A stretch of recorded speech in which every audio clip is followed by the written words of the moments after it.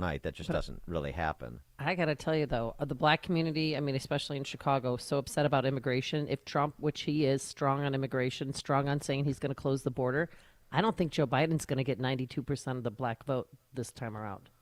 Well, again, it's possible, and a lot of this is the binary that people are gazing at present, which is Biden versus Trump, and that's what Fisher said. It's not necessarily the GOP; it's specifically Trump. Here's why. Yeah, so, you were a part of Black Lives Matter. You founded it there. And now you're saying, you're not saying the entire Republican Party. You're saying Donald Trump. So what is it about Donald Trump? Is it the economics? You noted the black family. What is it going to take for him to shore up this support amongst black voters?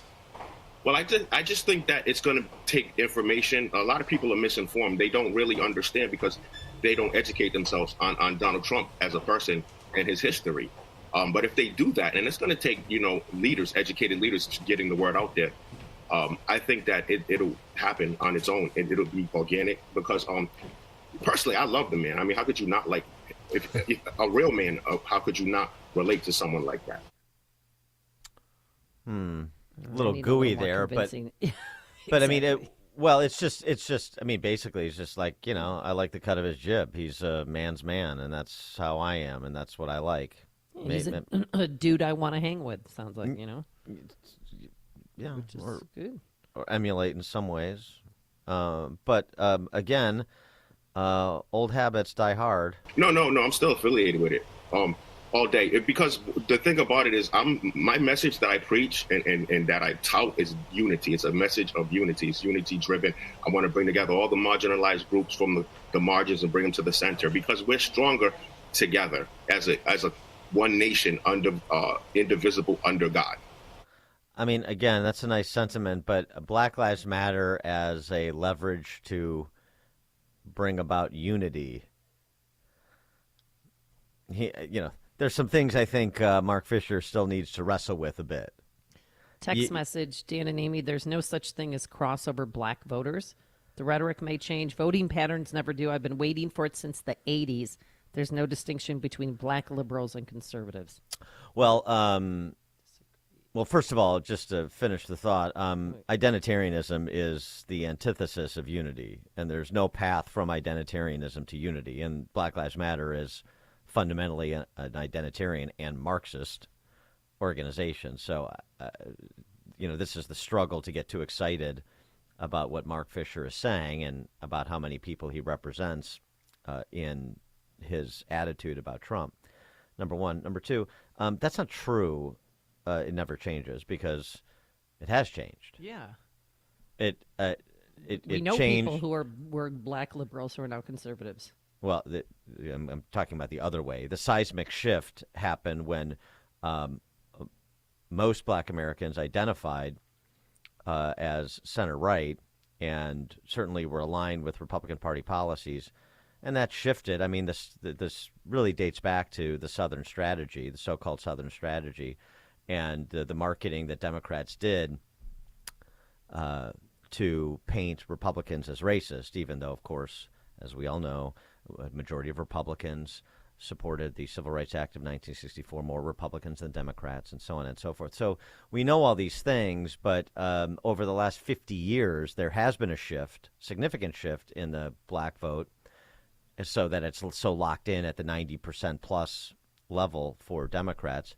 And it's because of the effective smear campaign that the left has run against the right.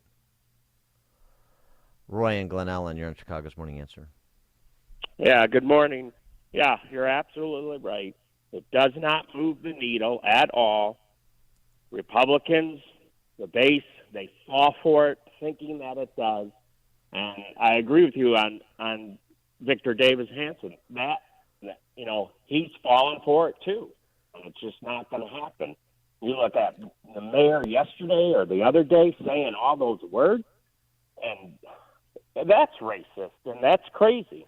So we're going to fall for it again, and nothing's going to happen. Thanks for the call, Roy. Yeah, I mean, there is something to that. Brandon Johnson, BLM Brandon, speaking of BLM, feels quite comfortable saying that Republicans, effectively is what he was saying, Republicans are still angry that a black man is free. Right. So there, And then he quoted Beyonce. So yeah, the Beyonce quote is not the important point. He's Well, comfortable saying the Republicans are still angry a black man is free. So there has to be an audience for that, right? Pete, Northwest Side. Hi, Dan and Amy. Thanks for taking my call. Go ahead, Pete. Yeah, listening to Alan Dershowitz the other day, it was mind blowing. Listening to him describe how he couldn't possibly vote for Trump after everything, but I think it speaks to a larger, almost like contagion with like the Jewish vote, the black vote, even as the left is being exposed as like supporting the Palestinians, supporting Hamas, but they still can't turn that corner and vote for people who have their back. It's astonishing, you know. It is something to behold. It is. I mean, not just watching them support and play apologists for Hamas after the worst massacre of Jews since the Holocaust, but watching them chase students at Cooper Union, Jewish students, watching them chase a Jewish teacher at a high school in Queens. I mean, it's still no, but Donald Trump is mean. Okay. Who cares about tweets and all that anymore? I don't care. Life was much better when he was in charge, that's for sure. Greg, Hyde Park. Good morning, good people. I would like to share with you, as a black man, in my 7th decade of life, that I can speak with abject certainty that race is the religion of the black man. He seeks his freedom from the secular and the liberal. Good luck breaking that chain. All right. Thanks for the call, Greg. Appreciate it. One other parenthetical point I want to make, though, that's a little bit more optimistic. I'll do that at 5:38, and then we'll get to, speaking of noxious honkies, leftists, how about the Irish? I'm going to go full Longshanks at 5:38 on the Irish. Okay. But now let's head into the newsroom. Here's Mike Stout. 34 degrees in Chicago. 5:31 on AM 560. The Answer. The truce between Israel and Hamas is being extended until Friday. The Israeli military saying the temporary pause will continue for the process of releasing hostages. A shooting in Jerusalem leaves multiple people dead, several others injured. Gunmen in the attack were shot and killed. Israeli reporters say the suspects are brothers from East Jerusalem with known ties to Hamas. Police in Germany have arrested 2 teens that they believe were planning a Christmas Day terror attack. Fox's Jonathan Savage. It's alleged the two agreed in an online chat group to attack one of Germany's famous Christmas markets. The suspects were arrested in different parts of the country. A 15-year-old in the western state of North Rhine-Westphalia and a 16-year-old in the eastern Brandenburg region. The 16-year-old is reported to be a Russian citizen originally from Chechnya. It seemed very concrete, said one official of their alleged plot. 7 years ago, 12 people were killed in a truck attack on a Christmas market in Berlin. Jonathan Savage, Fox News. Henry Kissinger is dead. The iconic diplomat died Wednesday at his Connecticut home. He was 100. His strategic decisions shaped American foreign policy for decades, advising 5 presidents from Nixon to Trump. His consulting firm, Kissinger Associates, making the announcement, saying a respected American scholar and statesman died in his home in Connecticut. Quickly, the reactions pouring in from around the globe. Secretary Blinken praising his contributions from Israel. Former Secretary of State Mike Pompeo writing, quote, Henry Kissinger was a model of service and a great American. From the day he came to the United States as a teenager fleeing Nazi Germany, Dr. Kissinger dedicated his life to serving this great country and keeping America safe. The former Secretary of State was awarded the Nobel Peace Prize in 1973. Deliveries will begin today of the Tesla Cybertruck. Distribution will begin at Tesla's Austin, Texas manufacturing plant. Wall Street opens this morning after stocks were mixed on Wednesday. Frances Sternhagen, the veteran character actress who won 2 Tony Awards and became a familiar maternal television face later in life on Cheers, ER, Sex and the City, and The Closer, has died. She kept up a flourishing career while at the same time raising 6 children. She was 93. The Amundsen Park Fieldhouse will not be used as a migrant shelter. ABC 7 News first to report the city confirmed the controversial plan to potentially house migrants there has been scrapped. However, construction work continues at 38th and California in the Brighton Park neighborhood. The site expected to immediately house hundreds of migrants over the protest of neighborhood residents. How many of these people been out here through thin and thick, through rain, right now it's snowing, through good weather and bad weather? Meantime, Schaumburg officials are taking action to prevent illegal migrants from being housed in their local hotels. The village board voted unanimously last night to place a tax on 30-day stay or more hotels. Schaumburg mimicking nearby Rosemont, who recently passed a $1,000 per month tax for 30-day or more stays in hotels. Chicago sports. The Bulls aim to avoid their 6th loss in a row when they host Milwaukee tonight. The Blackhawks take on the Red Wings, and Dylan Cease may be on his way out of the South Side. Lots of trade rumors over the last 48 hours. Apparently, Atlanta is now the front runner to land Dylan Cease, and that could happen by the weekend. The news service of the AM 560 Advantage, where membership has its privileges. A check of traffic and weather's on the way next on AM 560. Mike Gallagher sees only one end to the war in Israel. As this war continues and more Palestinians are getting killed, the question is on the table. Is the cost of the human life of Gaza worth the eradication of Hamas?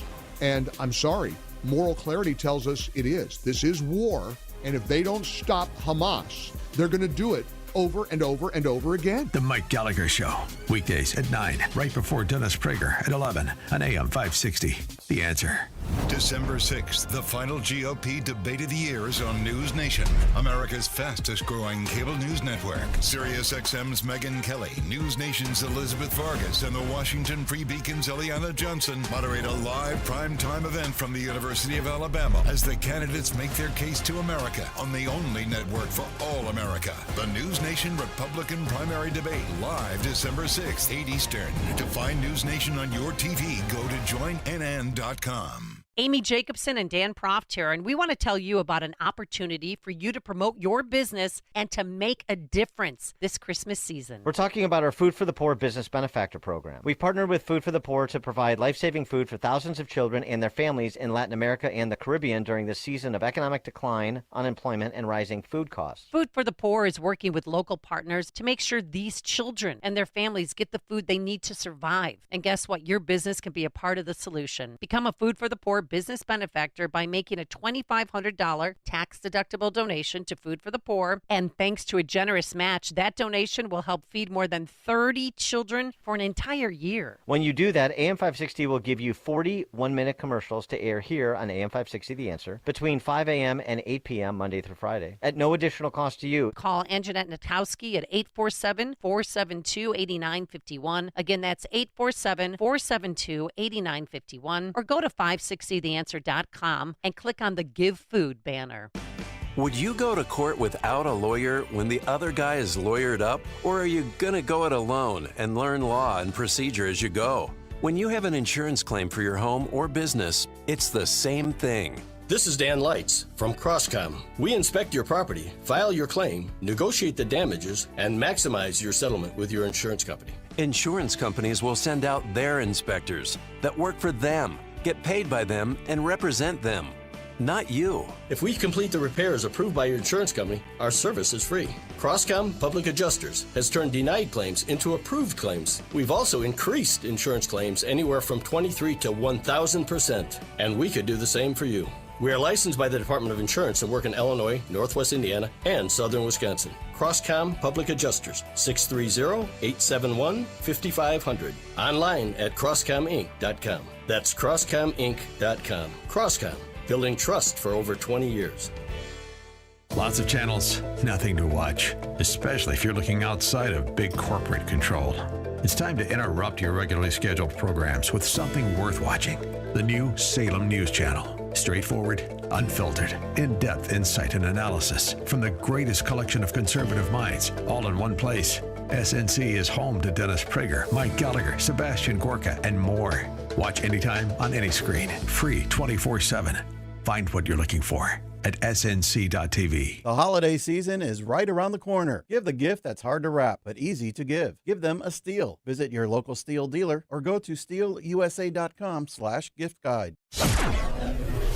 5:39, Team Hochberg Traffic Center time. We're starting in McHenry County this morning. A structure fire being battled by local fire departments at Hickory Nut Grove Road and Main Street in McHenry this morning. The Bishop Ford already seeing delays inbound. Stony Island feeder and King Drive jammed up into the Ryan merge, and the Ryan itself has 16 minutes into the Burns Circle interchange. Chicago's Morning Answer continues next. AM 560 Weather Center forecast. Patchy morning fog, increasing clouds, and a high near 49 today. 33 right now. Your next news comes your way at 6. Chicago's Morning Answer continues next on AM 560 The Answer.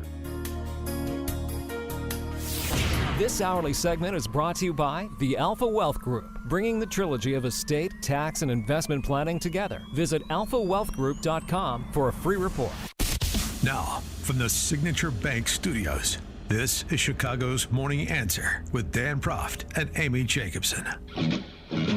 Only the biggest stories, only the biggest guests, and only the biggest opinions. This is AM 560, The Answer. Top of the morning, Dan and Amy. I want to get to what's happening in Ireland. Another case study in the left disintegrating civilization. And it really, I mean, since there's such an Irish connection to Chicago, and since it's all honkies doing it in Ireland, it's just an interesting comparison, contrast, because it's not about race. It's about ideology. It's about policy, as we're always want to say. But before that, just one postscript on our discussion about black voters and, you know, again, the prospect that Republicans can make gains among black Americans. This is one data point that is a bit encouraging. Gun ownership. Gun ownership at an all-time high. More than half of Americans say they or someone in their house owns a gun. NBC's been polling this for the last 25 years, highest level since it began. Share of voters with a firearm in the household, 52%. That's up 6 percentage points from pre-COVID. 66% of Republicans, 45% of independents, 41% of Democrats, gun households. Also this over the last 3 years. 2019, 24% of black voters were in gun households. Today, 41%. Wow. So that's a big move. And, you know, the people taking surveys like this and, you know, disclosing that they're a gun household, more likely than not the law-abiding variety of gun owner. So, you know, it is very interesting. It's interesting, of course, what's happened over the last 3 years to major urban centers. Now, again, the response in Chicago was to double down. The response a couple times has been to double down on terrible public policies that are making Chicago less safe and less prosperous. We did it with re-electing Kim Foxx. We did it with the election of Brandon Johnson. So that's one response. But I just say that that kind of move among gun owners and gun ownership, you know, usually if you're right, if you're conservative and correct on the gun issue and the life issue, pretty much everything else falls in line. It indicates a healthy understanding of reality, like a healthy dose of common sense, like I need to be able to provide for my own protection and my family's protection. And it also usually indicates a certain sophistication in understanding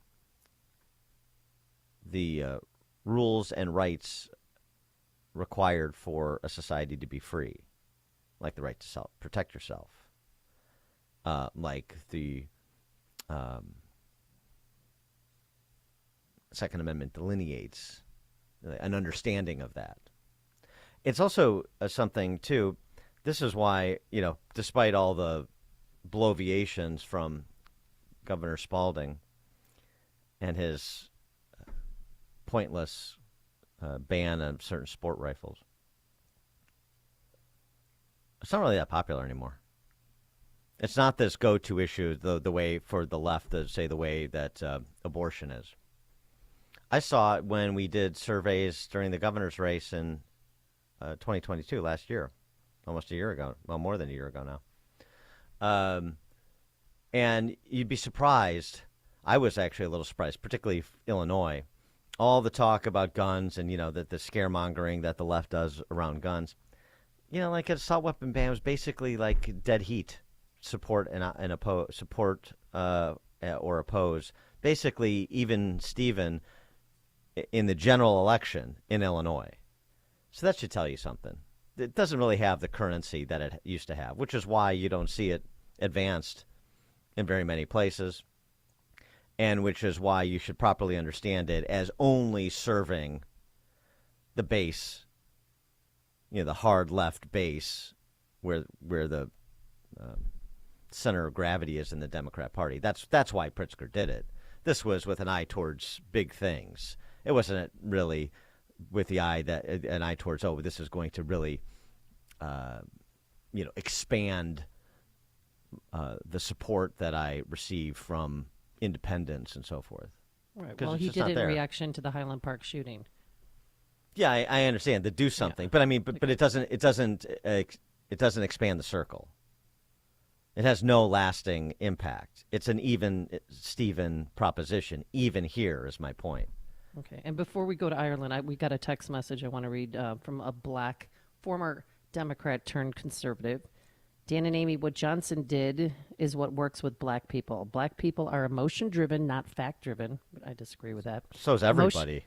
Emotions work. Yeah, emotions work, and the Democrats are excellent at using that tactic to continue to get black people to fall in line and stay in line. It's sad and pathetic. And, of course, she was talking about this portion of Johnson's speech the other day, or response to a question. They're still mad that a black man is free in this country. This is nothing new. But aren't you glad that the soul of Chicago won't be broken? And those are the words of, I think, Beyonce. You won't break our soul. Yeah. So that the problem is sentimentality has become embedded in the culture. It's not just for black voters. I mean, being emotional, yeah, that's true, and they buy, a lot of people buy that race hustle. A lot of honkies do too. There were a lot of honkies on stage with BLM Brandon nodding their heads right along because they're you know, well, useful idiots just like he is. So it's a cultural problem that people are moved by the demagoguery of hacks like Brandon Johnson. What was the quote yesterday? When you politicize common sense, you get stupid. Yeah, right. Well, that takes us to more stupidity on display. Ireland. Good Lord. Oh, my God. Good Lord. This is just a couple of examples of what's going on over there since that mass stabbing attack and then the rioting and looting that ensued. This is the Ireland social minister who's being queried by a reporter about the attacker. Let's remember him. Most of the Irish polls, I mean, it's completely dominated by the left, as we talked about with John Waters earlier in the week.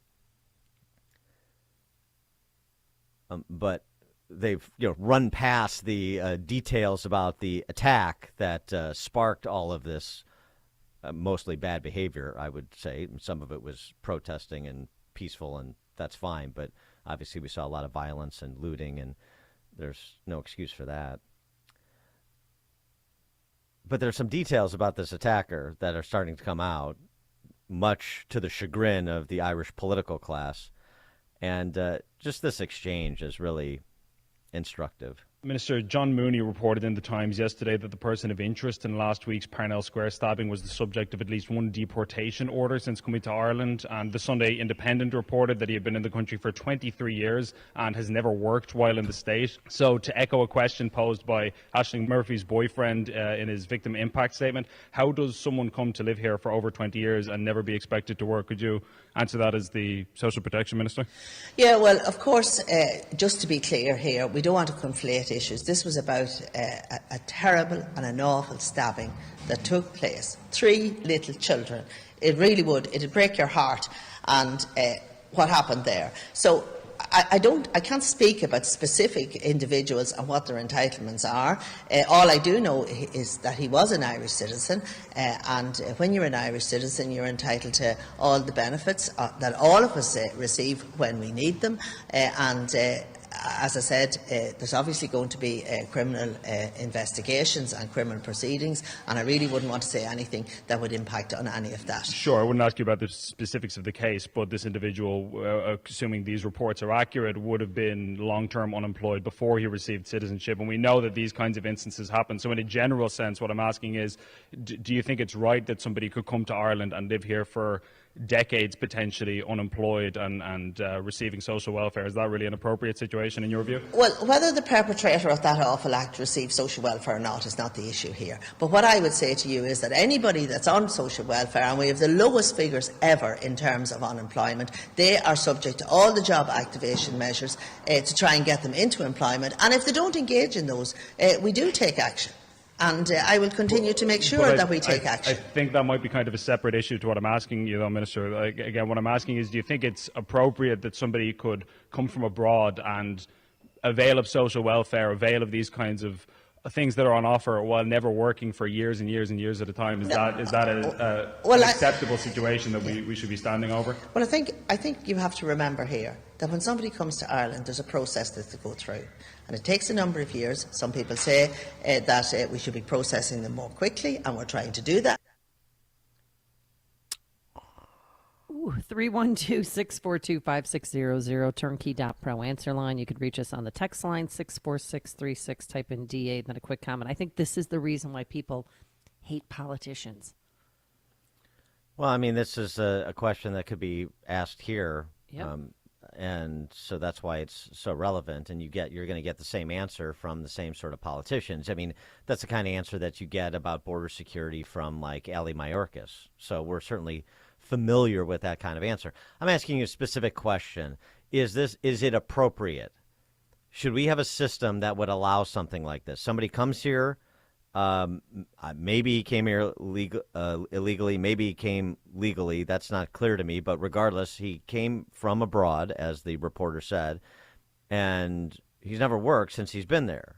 For 23 years, he's been sucking off the government. So the issue was getting welfare state benefits before he was a citizen and then continuing them as a citizen. Then she tells you about, here's the process we have, and here's what we try to do with the unemployed, and there are these accountability measures in place to remove benefits if you don't follow the rules of the benefit programs. But that's all ridiculous, because the bottom line is it's a system that allows somebody to come from abroad and live on the dole for 23 years. That's Ireland. And he commits a violent crime and against children. And the thing the thing that Irish politicians were most concerned about, social media. Yeah, social Maybe media. look. And why Twitter didn't go along with the other social media companies in colluding with the Irish government to censor information and videos of what was happening according to what the government wanted. You know, they need to get some cutouts like the deep state has here.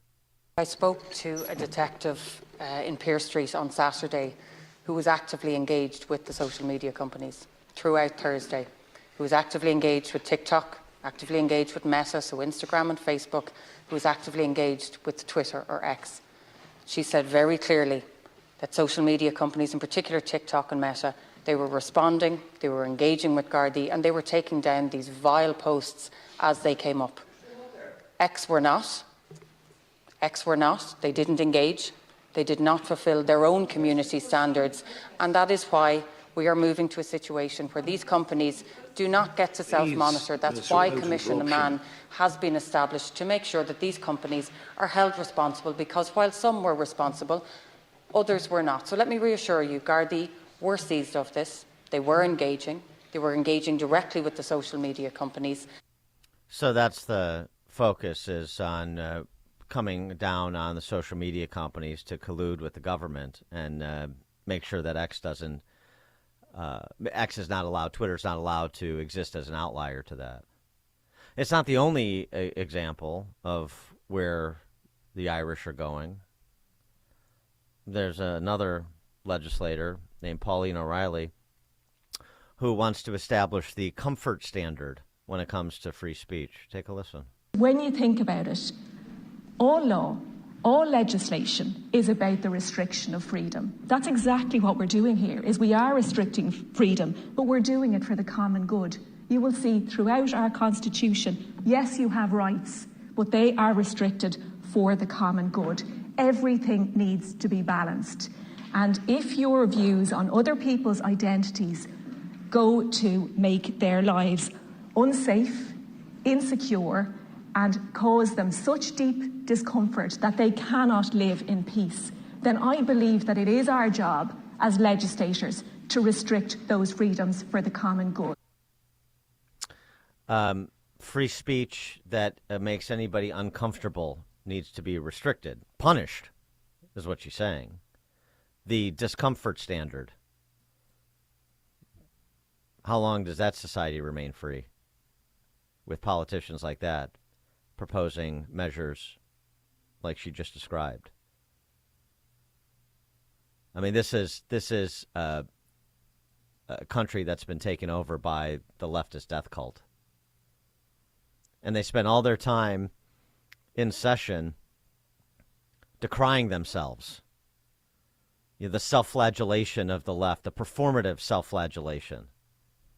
Listen to these. I mean, this is a dozen different Irish elected officials. While it's true that the Irish have known a fair share of oppression, the reality is during that oppression we still maintained our invisibility cloak of white privilege. And we often hear about white privilege, and it hadn't really occurred to me that I had white privilege as well, but now, listening to you, I understand that I do have a privilege. I think we shouldn't forget that our Parliament still looks very male, very stale and pale.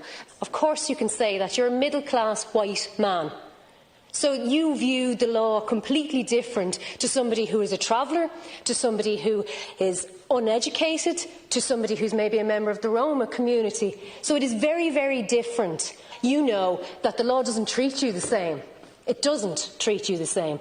You, as a white privileged man, how does my death impact your life? I think it's worth putting on the record of this House that concept of white privilege and how that can be normatised in our own lives. And, you know, we as we develop as a society and a more racially integrated society, I think need to become more and more conscious of that within our own politics and the advantage that has brought, but the corollary being that your whiteness is itself an advantage, and to really understand that. I often observe young people as they walk together. One of their party or two of their party will would be from, their background maybe from a different country, and they are, celebrating that and they are engaged in that much more so than the very dull, white, pasty Ireland that I grew up in. I think what we need to do in our own political system is to call out the hypocrisy of standing in a parliament like this, full of white people, and saying as racism is something that other people do, because it's what politicians here in Ireland do. Because the Ireland that I grew up in was made for people just like me. It was made for white, middle-class, able-bodied, heterosexual men. It was made for us. We've always run this place. We see ourselves everywhere. And if you walk around the walls of, or the halls of this esteemed building, you generally see people who just look just like me. There is obviously a fairly obvious deficiency in what we're doing. We're basically a room full of white men talking about racism. The only way to distinguish that from the Illinois General Assembly is the Irish brogue or the Chicago City Council. It's the same thing. Absolutely the same thing. And it shows you in no uncertain terms, tells you in no uncertain terms, what we're up against in the West, throughout the West. Not just Chicago, not just Illinois, not just America. Real quick, this text message.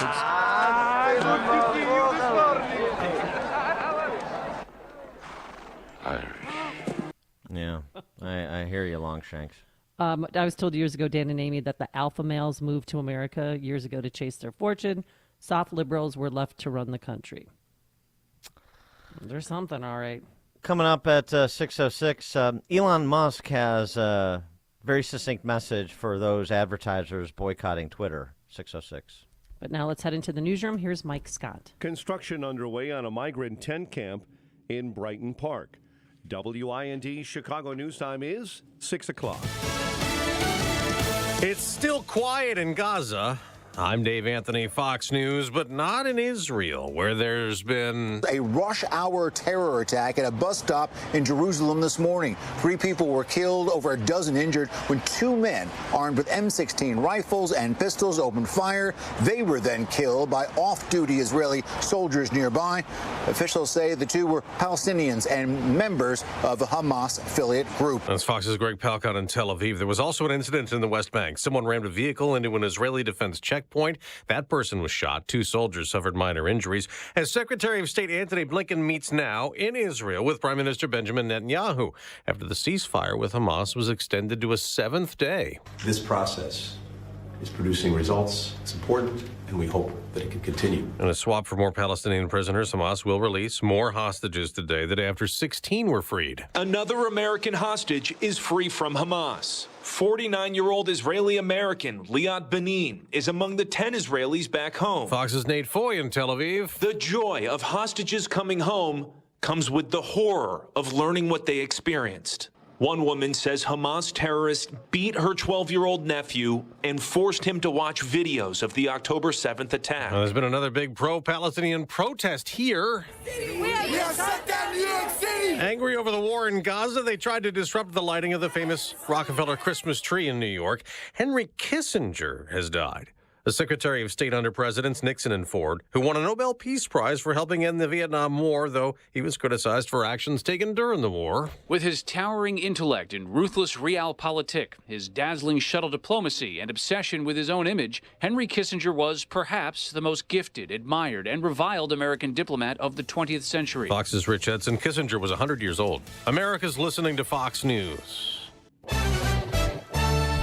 34 degrees, 6:02 on AM 560. The Answer. Good morning.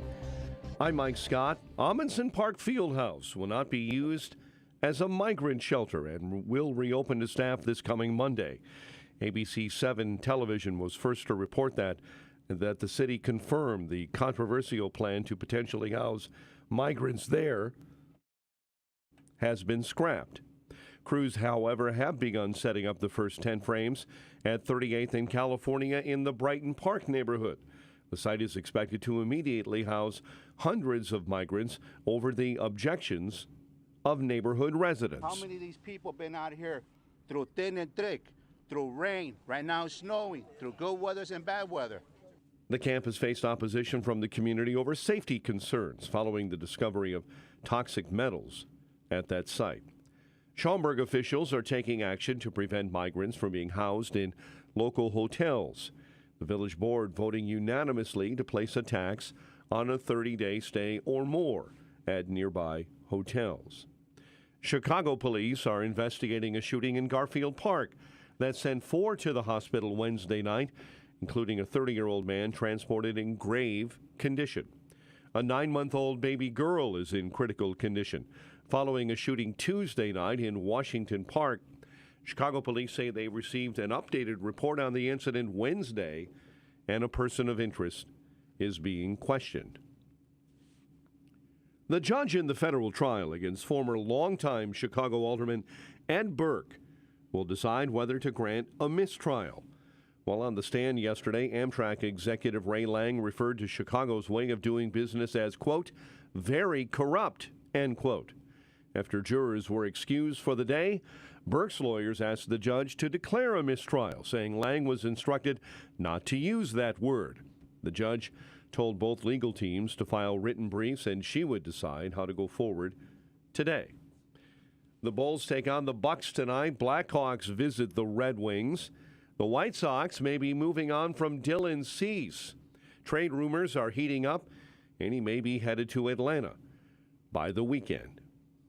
The news is a service of Salem Surround, a local digital marketing agency providing your business with industry-leading digital marketing strategies at surroundchicago.com.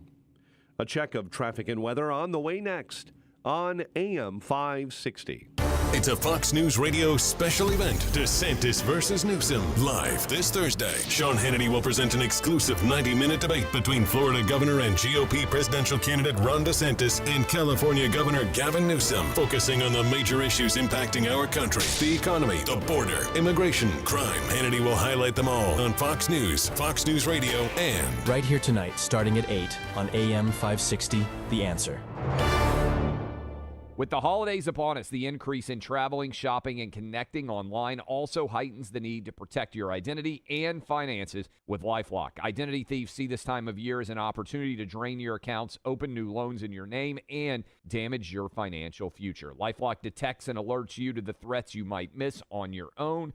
Don't let the busy holiday season catch you off guard. Save up to 25% off your first year with promo code CLAY. LifeLock.com, promo code CLAY. Born from the tragedy of 9/11, the Tunnel to Towers Foundation is committed to helping our nation's heroes and their families in their darkest hours. They provide mortgage-free homes for fallen first responder families, Gold Star families, and catastrophically injured veterans and first responders. In 2023, they are providing housing assistance and services to more than 2,000 of America's homeless veterans. Do good and never forget 9/11 or the sacrifices made by our nation's heroes. Donate $11 a month at T2T.org.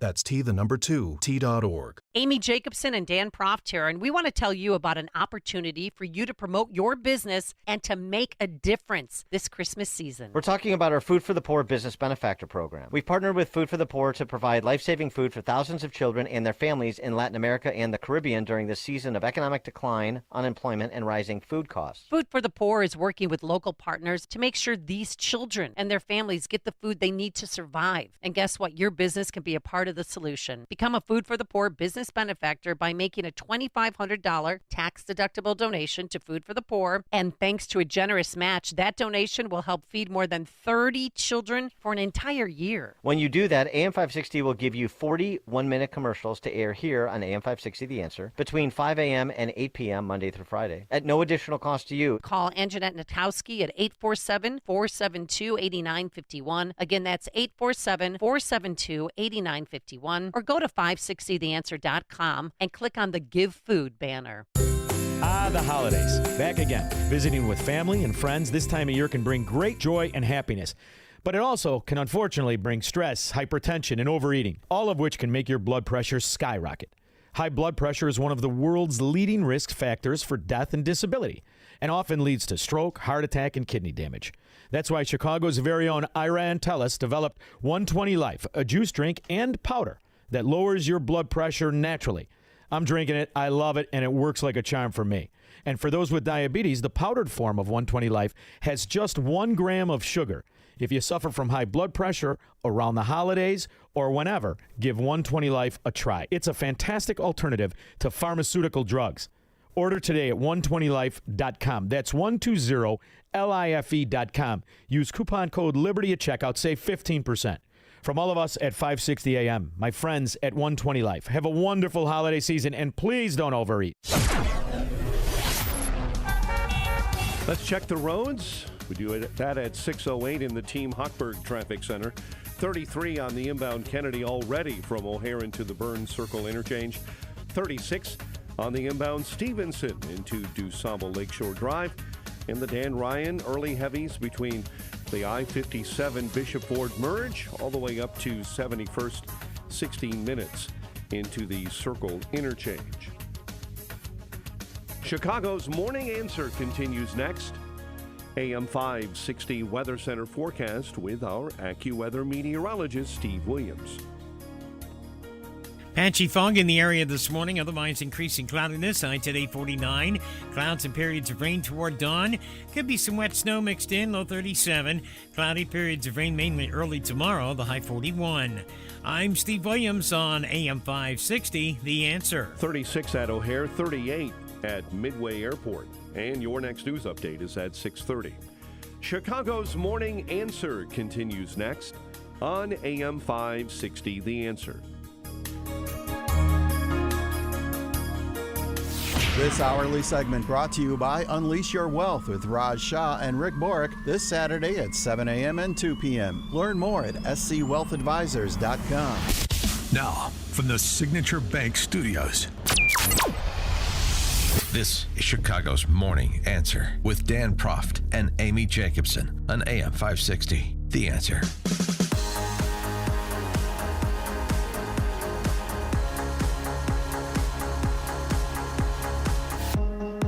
Stuff the cavity with garlic.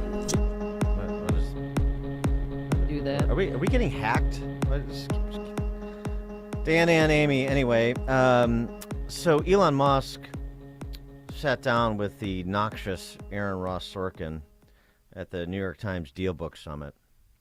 Talk about lots of things, but he was particularly animated when it came to Twitter or X and the advertising boycott that is going on, instigated by Media Matters, which is a leftist organization that targets conservatives or proponents of free speech. I don't know that I'd call Elon Musk a conservative, actually, but he is a proponent of free speech.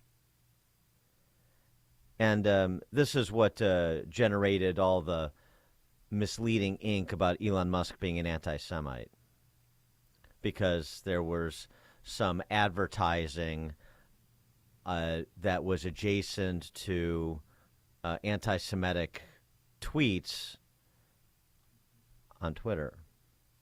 But what really happened, we know, is that Media Matters gamed the platform to gin up this accusation that Musk is suborning anti-Semitism and he himself is an anti-Semite. And then he went to Israel to visit some of the hostages' family members.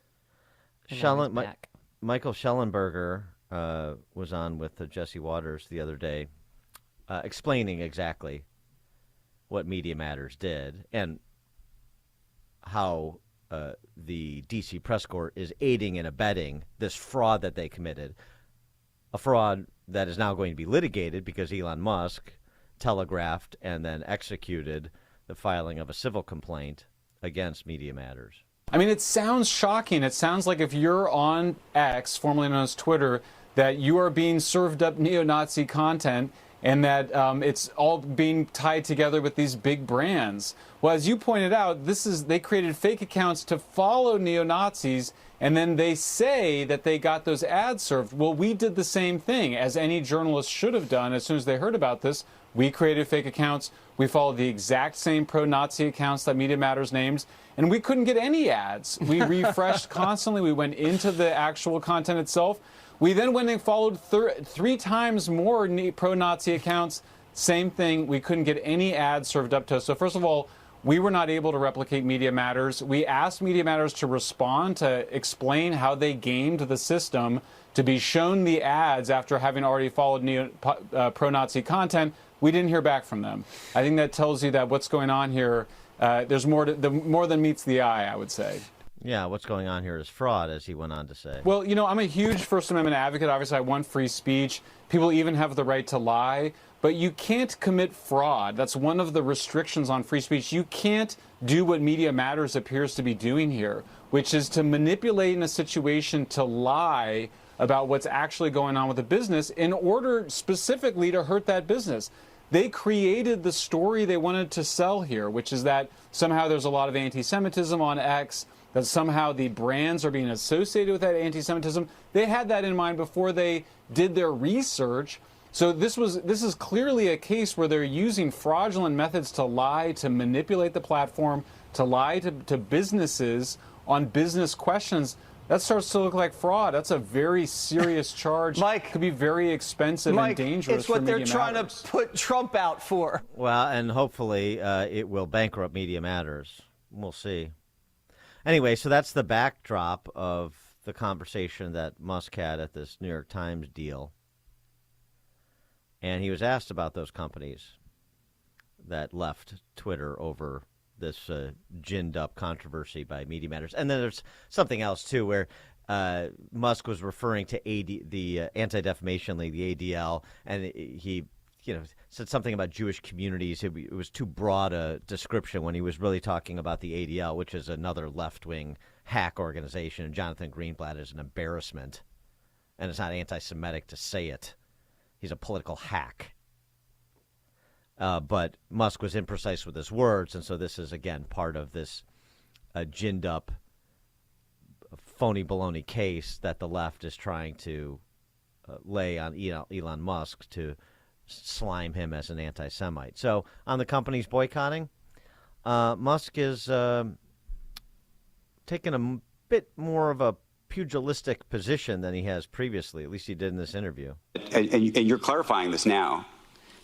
But there's a public perception that was part of a apology tour, if you will. That this had been said online. There was all of the criticism. There was advertisers leaving. We talked to Bob Iger today. I hope they stop. You hope? Don't advertise.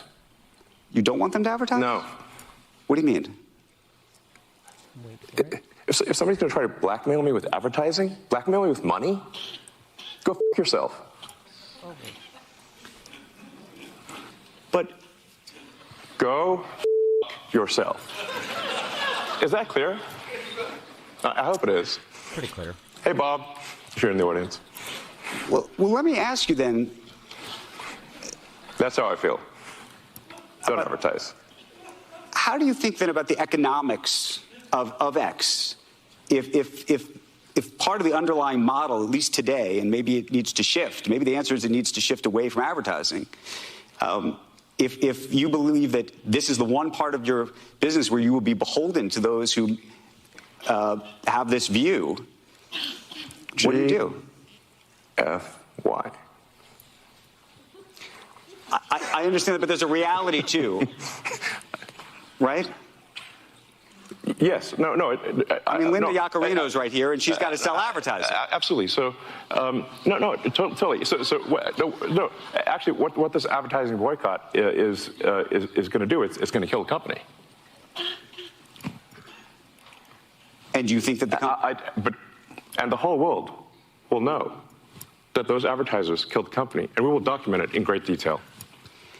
But those advertisers, I imagine, are going to say, we didn't kill the company. Oh yeah. They're going to say, tell it to Earth. But they're going to say, Elon, that you killed the company because you said these things, and that they were inappropriate things, and that they didn't feel comfortable on the platform, right? That's what they're going to say. And let's see how Earth responds to that. This goes back to we'll both make our cases, right? And we'll see what the outcome is. 312-642-5600, turnkey.pro answer line, 64636DA, turnkey.pro text line. What do you think about Elon Musk's GFY posture with respect to this advertising boycott ginned up by the left. And again, I mean, he shouldn't be surprised. You're talking about corporate America, so it's dominated by the left. And frankly, some of those companies are in a bit of trouble, though. But they've got a long way to fall. I mean, like Disney. Disney keeps having one box office bomb after another. So there's definitely, and attendance is down at the parks and so on and so forth. So they're definitely suffering for some of the choices they've made. But as I said, they've got a long way to go. Now, Twitter could have a long way to fall, too, given Musk's resources. He could prop up the company personally. Right. But it's not clear that he'll want to do that at a certain point. Well, he's angry. I mean, I've never seen him this angry, and he doesn't care. He's not doing business with the devil. He's not doing business with Disney. And, you know, I love what he said. He's, you know, I mean, he made himself very clear because he said it 3 times. They can go blank themselves. Vince in Geneva, you're on Chicago's Morning Answer. Hey, guys. Yeah, I called before. I got a pretty big following on Twitter, and actually about 6 months ago, I started getting ad revenue based on the impressions I have per month. I get about 30 million impressions a month. I was getting about $7, $8. You know, it's just nice extra money. Last month, I had like 50 million impressions. I got like $300, so it went down by over 50%. And I feel the exact same way as Elon Musk does. I don't care. I'm not in it for the money. I'm in it for free speech. And if I get zero, I have to pay $700. I will.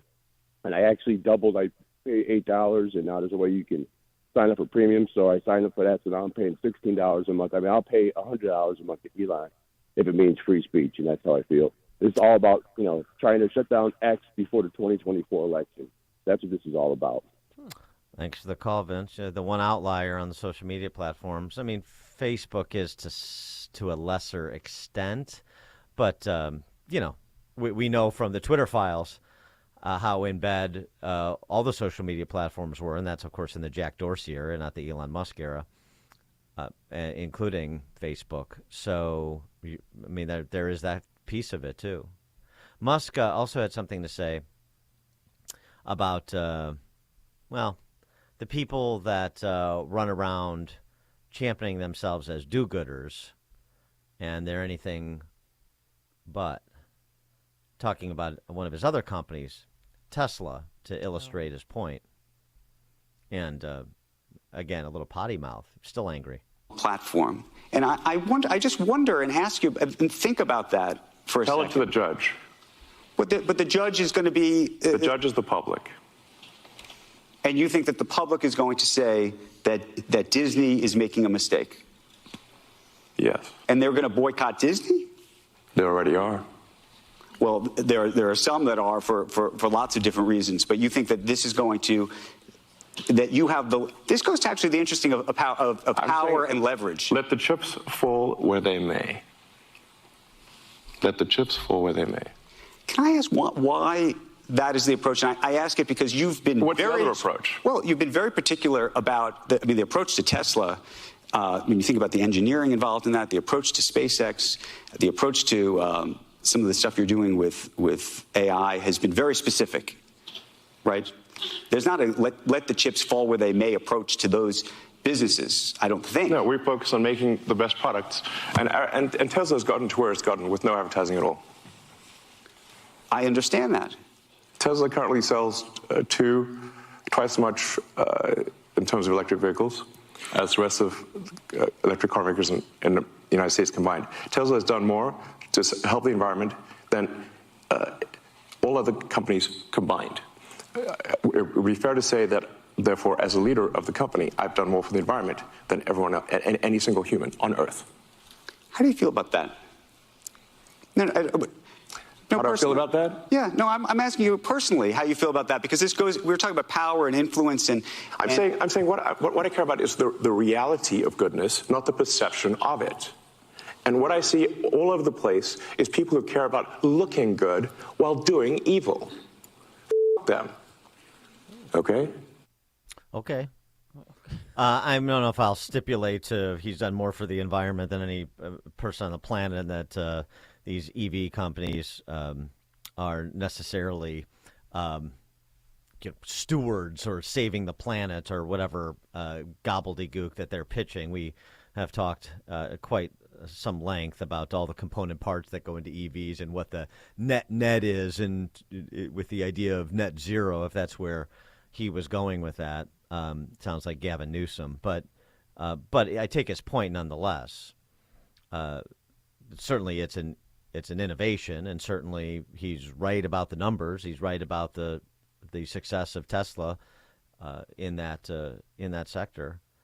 But I think the more important point, whether you agree with his underlying example or not, is the last part. People concerned with looking good while doing evil. Frack them. Yes. I think of John Kerry.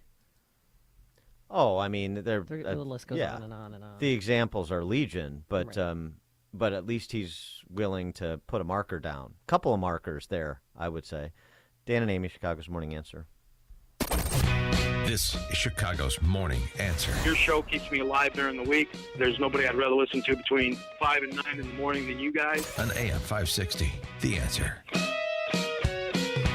You've heard me talk about my love of coffee over and over again. I'm here to tell you I have discovered one of the best brews I've ever tasted, and a company that I cannot wait to support. I'm here to tell you about Bone Frog Coffee. The Bone Frog is a sacred symbol in the SEAL teams. It honors those that gave the ultimate sacrifice, their lives. Bone Frog was founded by Tim Crook Shank, a former Navy SEAL and 25-year Navy veteran. Bone Frog honors the fallen, those who gave everything for our freedoms and our American way of life, by giving 10% of all the proceeds to benefit many of the U.S. Navy SEAL foundations. Here's what I need you to do. Go to bonefrogcoffee.com/liberty. Get 10% off your first order. You will also get 15% off Bone Frog Coffee subscriptions. Just enter Liberty at checkout. Go to bonefrogcoffee.com/liberty. That's bonefrogcoffee.com/liberty. Taste one of the best brews you ever tasted. 10% of the proceeds go to benefit the Navy SEALs. You'll feel good. It's an American company. Go to bonefrogcoffee.com/liberty. It's hard to believe, but 2024 will be here soon. Before you get caught up in all the busy holiday season shopping and whatnot, ask yourself, what are you doing now to put your retirement in a better position for the future? Sean Thompson here for my friend Tom Fortino of Alpha Wealth Group. Tom has prepared a 2023 year-end planning report. This report will show you ways to reduce your tax burden on your retirement savings, income strategies that don't depend on a volatile market, and ideas on how to protect and pass down assets to your loved ones. Tom has been helping build financial plans for retirements for over 2 decades, and he's sharing his knowledge and experience in this report. Call Tom today at 630-934-1855 and ask for the 2023 year-end planning report. That's 630-934-1855, or visit alphawealthgroup.com. And listen to the Alpha Wealth Hour right here on AM 560 The Answer, Saturday mornings at 9 a.m. Advisory services through Retirement Wealth Advisors, LLC, and SEC Registered Investment Advisor. Insurance and annuities offered through Alpha Wealth Group, licensed in Illinois. When you're in the market to buy or sell a home, commercial property, or even vacant land, let attorney Susan J. Kim step in. She's reliable, responsive, personable, and extremely thorough when helping you deal with an otherwise stressful transaction. Attorney Kim leads with her values and is committed to providing legal services with excellence. To contact Attorney Kim, visit sjkimlaw.com. That's sjkimlaw.com. Whether it's drafting agreements, negotiating contract terms, or closing on a property, Attorney Susan J. Kim can do it all. Over 10 years of experience and her wealth of knowledge tackling complicated legal negotiations and breaking them down into a smooth, easy-to-understand process is what she does best. So let attorney Susan J. Kim step in. To schedule your legal consultation today, visit sjkimlaw.com. That's sjkimlaw.com, or call 847-906-3166. Susan J. Kim Attorney at Law is a state of Illinois licensed real estate attorney. This is Ed Morrissey of HotAir.com for Town Hall. When Joe Biden announced that he'd brokered an operational pause in Gaza, he proclaimed his effort showed his determination to bring Americans home. But Biden's deal didn't actually include any guarantees that Hamas would release any of the 10 American hostages. At the end of the negotiated period, only one had been freed. So what did Biden really want from the pause? As many suspected, the White House began using the inertia from 5 days of a truce to push an end to the war and on the terms of Hamas. The Wall Street Journal reported this week that the brokers of the hostage for prisoners deal have begun pressuring Israel to accept yet another ceasefire from Hamas in exchange for possibly thousands of Palestinian prisoners. The IDF would be forced to exit Gaza with an agreement of demilitarization from the terrorist group that just pledged to repeat the atrocities of October 7 until Israel is annihilated. This is not just weakness, it is an utter moral collapse. I'm Ed Morrissey. Publicpolicy.pepperdine.edu. Hi, everybody. I'm Kathy Lee Gifford, and I've been blessed to have a wonderful career for a lot of years. People still come up to me all the time and they go, "How are you, Kathy Lee? How's your va-va-voom?" And I laugh with them and I tell them, still going strong, still taking my balance of nature every day and telling all my friends and loved ones to do the same. Because it's balance of nature, changing the world, one life at a time. Start your journey to better health with Balance of Nature. Call 1-800-246-8751 or go to balanceofnature.com to get 35% off your first preferred order with free shipping and our money-back guarantee. That's 1-800-246-8751. Go to balanceofnature.com or call 1-800-246-8751 and get this special offer by using discount code KLG.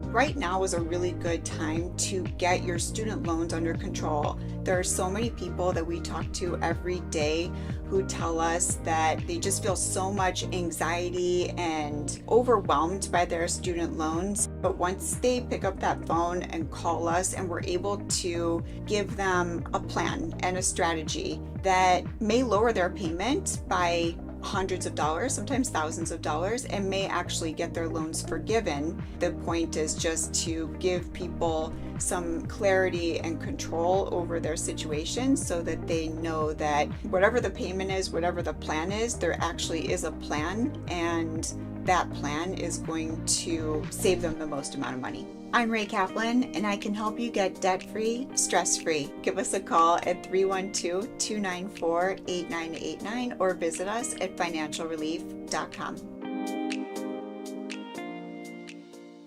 A storm is on the horizon, and you need to keep the lights on no matter what. Your business relies on the power being on 24/7. It's the lifeblood of your data and computer systems. Weather-related outages from the power company are not acceptable. Your need for a source of power that's reliable 24/7, along with round-the-clock service that can dispatch technicians to your site immediately, is mission critical. Your business needs Charles Equipment Energy Systems on speed dial. These are the big boys, not residential or solar, but reliable industrial generators for emergency backup or events. When you need more than a 100-foot extension cord plugged into a small engine generator, call Charles Equipment Energy Systems. They keep the lights on with rental generators for job sites or power outages. A storm is on the horizon. Plan ahead. Call now to prepare generators for storms and potential power outages. Call 630-834-6000, 630-834-6000, or charlesequipment.com. AM 560, The Answer. All right, coming up on Chicago's Morning Answer, he's back on the basketball team at Hinsdale South. Will he play, and how was practice yesterday? We'll get the latest with Brendan Savage's mother, Erin. But now let's head into the newsroom. Here is Mike Scott. It is 6:31 on AM 560, The Answer. The truce between Israel and Hamas being extended for one more day. The temporary pause will continue as the process of releasing more hostages continues. However, that truce is now threatened after a shooting in Jerusalem leaves multiple dead and several others injured. Gunmen in the attack were shot and killed. Israeli reporters say the suspects were brothers from East Jerusalem with known ties to Hamas.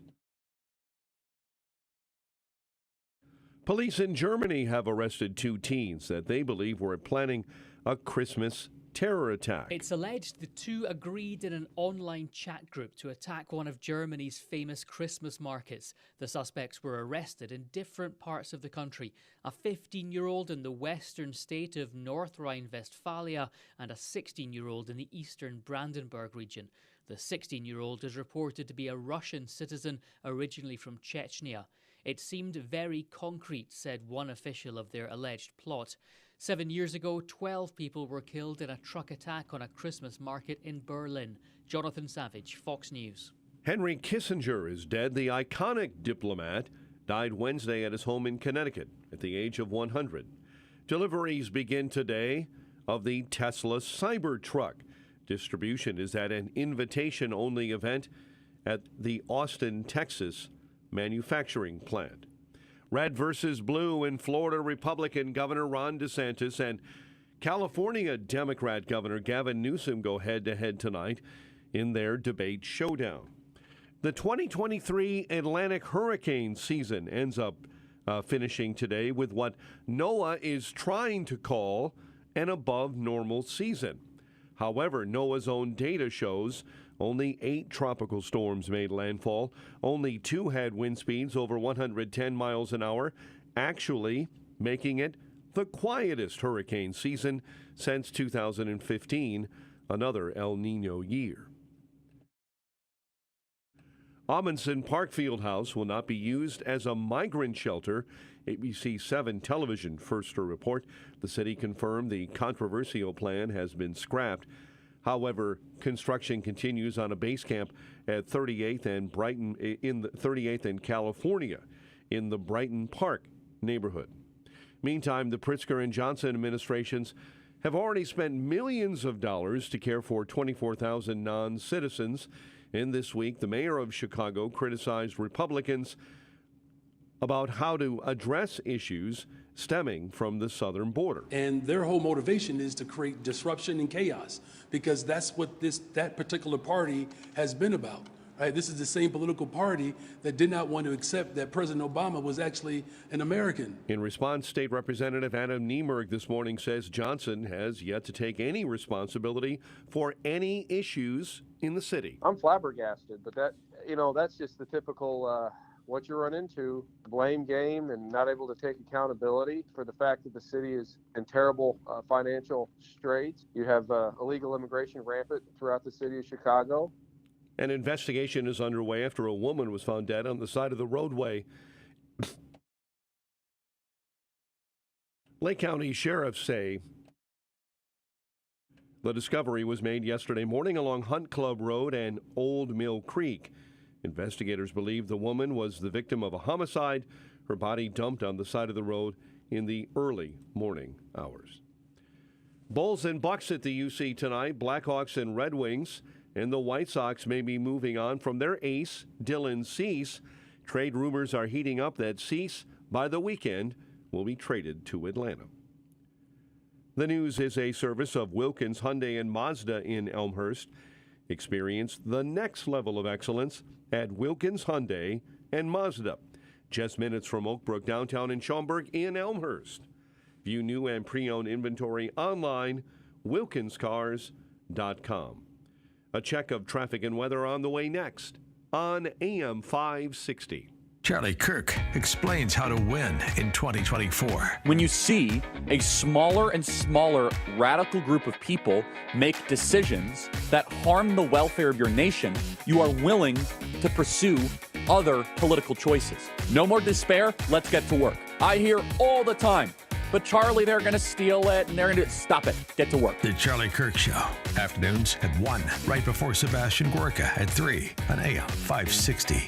The Answer. Dan Proft and Amy Jacobson here. And if you're a small business owner or you make the marketing or advertising decisions for a business, then this message is for you. Our annual Food for the Poor campaign is underway. And this year we're helping to raise money for children and their families in Latin America and the Caribbean who are desperate for access to food. Millions of people, including many children, are suffering during this season of economic decline, unemployment, and rising food prices. Here's how you and your business can be part of the solution. Become a Food for the Poor business benefactor. Just make a $2,500 tax-deductible donation to Food for the Poor, and AM 560 will give you 40 one-minute commercials to air here on AM 560 The Answer between 5 a.m. and 8 p.m. Monday through Friday at no additional cost to you. It's the best deal in all of Chicago radio. Just call Anjanette Natowski at 847-472-8951. Again, that's 847-472-8951, or go to 560theanswer.com/food for the poor. Homeowners experiencing low water pressure, rusty yellow water, little to no hot water, or pressure so low that showering is difficult? Honey, don't flush. I'm in the shower. These are all symptoms of clogged and corroded galvanized water pipes that are filled with gunk older than you. You should see it. It's disgusting. You drink it, brush your teeth with it, and bathe in it. Yuck. For your family's sake, repipe your home with quality PEX or copper pipes from All Affordable Plumbing. We're your local family-owned and operated repiping expert. We can repipe your home in 1 to 3 days with minimal disturbance, and we include a lifetime guarantee. And for a limited time, we're offering 12-month no-interest, no-payment financing and a free water heater. So if you have low water pressure, call for a free in-home estimate at 800-NEW-PIPE or visit allaffordable.org. That's 800-NEW-PIPE or visit allaffordable.org. If you have low water pressure, a copper repipe will get you flowing again. Call for a free estimate at 800-NEW-PIPE. That's 800-NEW-PIPE. Hi, everybody. I'm Kathy Lee Gifford, and I've been blessed to have a wonderful career for a lot of years. People still come up to me all the time and they go, "How are you, Kathy Lee? How's your va-va-voom?" And I laugh with them and I tell them, still going strong, still taking my balance of nature every day and telling all my friends and loved ones to do the same. Because it's balance of nature, changing the world, one life at a time. Start your journey to better health with Balance of Nature. Call 1-800-246-8751 or go to balanceofnature.com to get 35% off your first preferred order with free shipping and our money-back guarantee. That's 1-800-246-8751. Go to balanceofnature.com or call 1-800-246-8751 and get this special offer by using discount code KLG.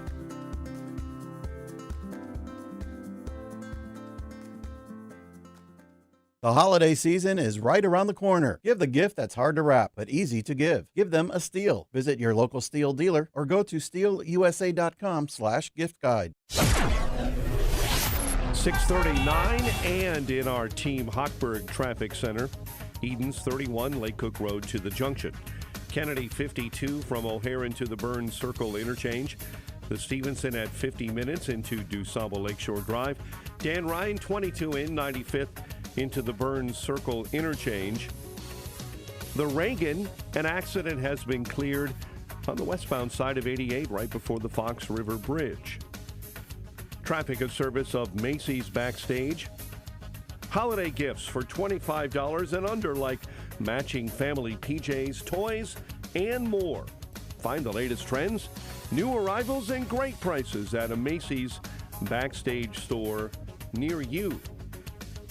Chicago's Morning Answer continues next. AM 560 Weather Center forecast. A little bit of patchy morning fog, a high of 49 later today, and rain and wet snow starts overnight. Right now at O'Hare 37, Midway 37, Aurora 23 this morning. Your next news update is at 7. Chicago's Morning Answer continues next on AM 560 The Answer. This hourly segment is brought to you by Papa Nicholas Coffee. Brew some at home today. A family tradition since 1897. Online at papanicholas.com. Now, from the Signature Bank Studios, this is Chicago's Morning Answer with Dan Proft and Amy Jacobson. Only the biggest stories, only the biggest guests, and only the biggest opinions. This is AM 560, The Answer. Top of the morning, Dan and Amy. For the last couple of days, we've been talking about this case out of Hinsdale South. This basketball player, Brendan Savage, who was cut from the team, even though that he was a standout as a sophomore and a junior. And then a lawsuit was filed by his mom, his family, to get him reinstated on the team, and ultimately he has been reinstated on the team. But the reporting on this has been a bit shoddy, which is not unusual for Chicago, in terms of how this all went down, how it got to the point of him being cut and the matter being litigated. So we're pleased to have his mom, Erin Savage, join us to fill in some of these blanks. Erin Savage, thanks for being with us. Appreciate it. Good morning. Sure. So the previous coach under whom your son played, there was a complaint filed against him, and that seems to be, at least from the reporting, what started this whole process. So what was the nature of that? What happened between your son and the previous coach? So Mr. Moretti taught Brendan's AP US History class last year. So Brendan had him both in this AP class and he had him as the coach. And I'm not really sure why he had a problem with Brendan, but Brendan started out the season with tendinopathy in his knees, and my husband's a physical therapist, and he said, just don't play at the Thanksgiving tournament. Just wait till conference. The longer you rest your knees, the better off you'll be. It's really hard to rehab from a tendinopathy. So the coach started off by just giving Brendan a hard time for not playing, telling him, why don't you just go get a cortisone shot? That was not an appropriate way to treat the tendinopathy. And my husband was irritated. He's like, yeah, cortisone could kill the good tissue. Like, he shouldn't be giving you this advice. And then he would say things to Brendan like, you just don't want to play, do you? You're never going to play. You just don't want to. And he compared him to somebody on the football team, I don't remember, somebody who hadn't really played all season because of an injury. And he's like, you're just going to be like that kid, and you're not going to play. And he just kind of, spiraled from there. And he would, in the classroom, gradually. And it wasn't just, I want to point out, it wasn't just that he was giving Brendan a hard time.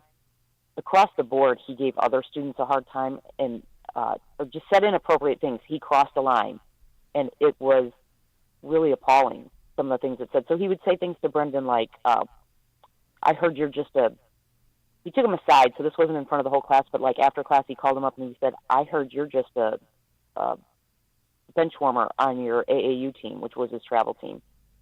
And which meant he did some digging. This had nothing to do with Hinsdale South. He put on a video of Vietnam vets one day, and he said, so we're going to watch this video. You'll notice a lot of these guys are amputees. And then he turned to the entire class, in front of the entire class, and he said, so Brendan, maybe after you watch this, you can stop complaining about your knees when you play basketball. Which just had absolutely, completely irrelevant, was inappropriate. He said things to one kid. He found out her, they had a discussion about politics, found out her parents voted for Trump, and he called her Trumpy regularly in front of the class. Another girl's dad is a lawyer, so he called her Miss Hinsdale Central whenever she came, during class time. He said to Asian students, I know you'd rather be in math class, but this is social studies. He, in front of the whole class one day, said to Brendan, thinking back on our varsity season, when I think about all the games that we lost, any game we lost, I think that it's because you were a selfish player. Nobody would call Brendan a selfish player. Yeah. Well, so you took this information to the school board, and they decided that he's been demoted. He's not the varsity coach anymore, correct? He's a freshman coach? Yeah. We tried. We started with the athletic director. He did nothing. I went to the history department chair. She said, well, nobody's really complained about him. Everybody really likes him. I was like, so what? This is because people are afraid to come forward. And then we went to the principal and then launched a formal complaint.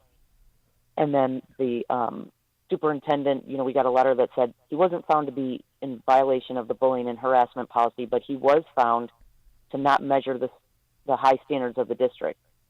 And so now we have questions. Why is he still? All they did was swap him with a different coach on the same staff. They just moved people around and shuffled people. So this man who doesn't measure up to the high standards is still allowed to coach, and he's also still coaching football. And is he teaching as well? He's teaching as well, then? Oh yeah, you can't. He's got tenure. So and I have such a hard time with tenure because, what other profession are people allowed to just do what they want? And everybody says, oh, they've got tenure. We can't touch them, particularly when they're working with children. That's a fair point. When you brought this complaint, made this complaint forward, and then it was adjudicated as you described, were there other students that came forward after the seal was broken and said and substantiated some of what you just said and added to what your complaint alleged? Yes, there were students in the classroom that came forward, and they interviewed kids that were in the class that because kids were saying to Brendan, like, I can't, and other parents would say to me, like, everybody knows that this teacher has kind of a reputation of being off color and calling people out for things and just, crossing the line. But parents were saying to me, like, yeah, my kid is saying this, he's like unhinged. When it comes to Brendan, he really has no he does not hold back, and he says some of the most, hurtful and just nonsensical, crazy things in front of everybody. And Brendan did he get in back and forths with Moretti either with basketball or in class? No. No, he wouldn't do that. Okay, so was your son cut by the team? Because it said the Thanksgiving tournament. So he tried out, and was he cut immediately, or was he on the team but injured? So last year he skipped the Thanksgiving tournament because he was injured, and then this year he tried out.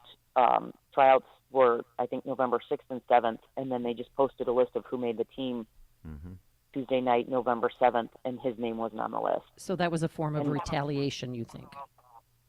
Yes, because the two coaches, the coach that they swapped Moretti for, the current coach Belcaster, he and Moretti are close personal friends.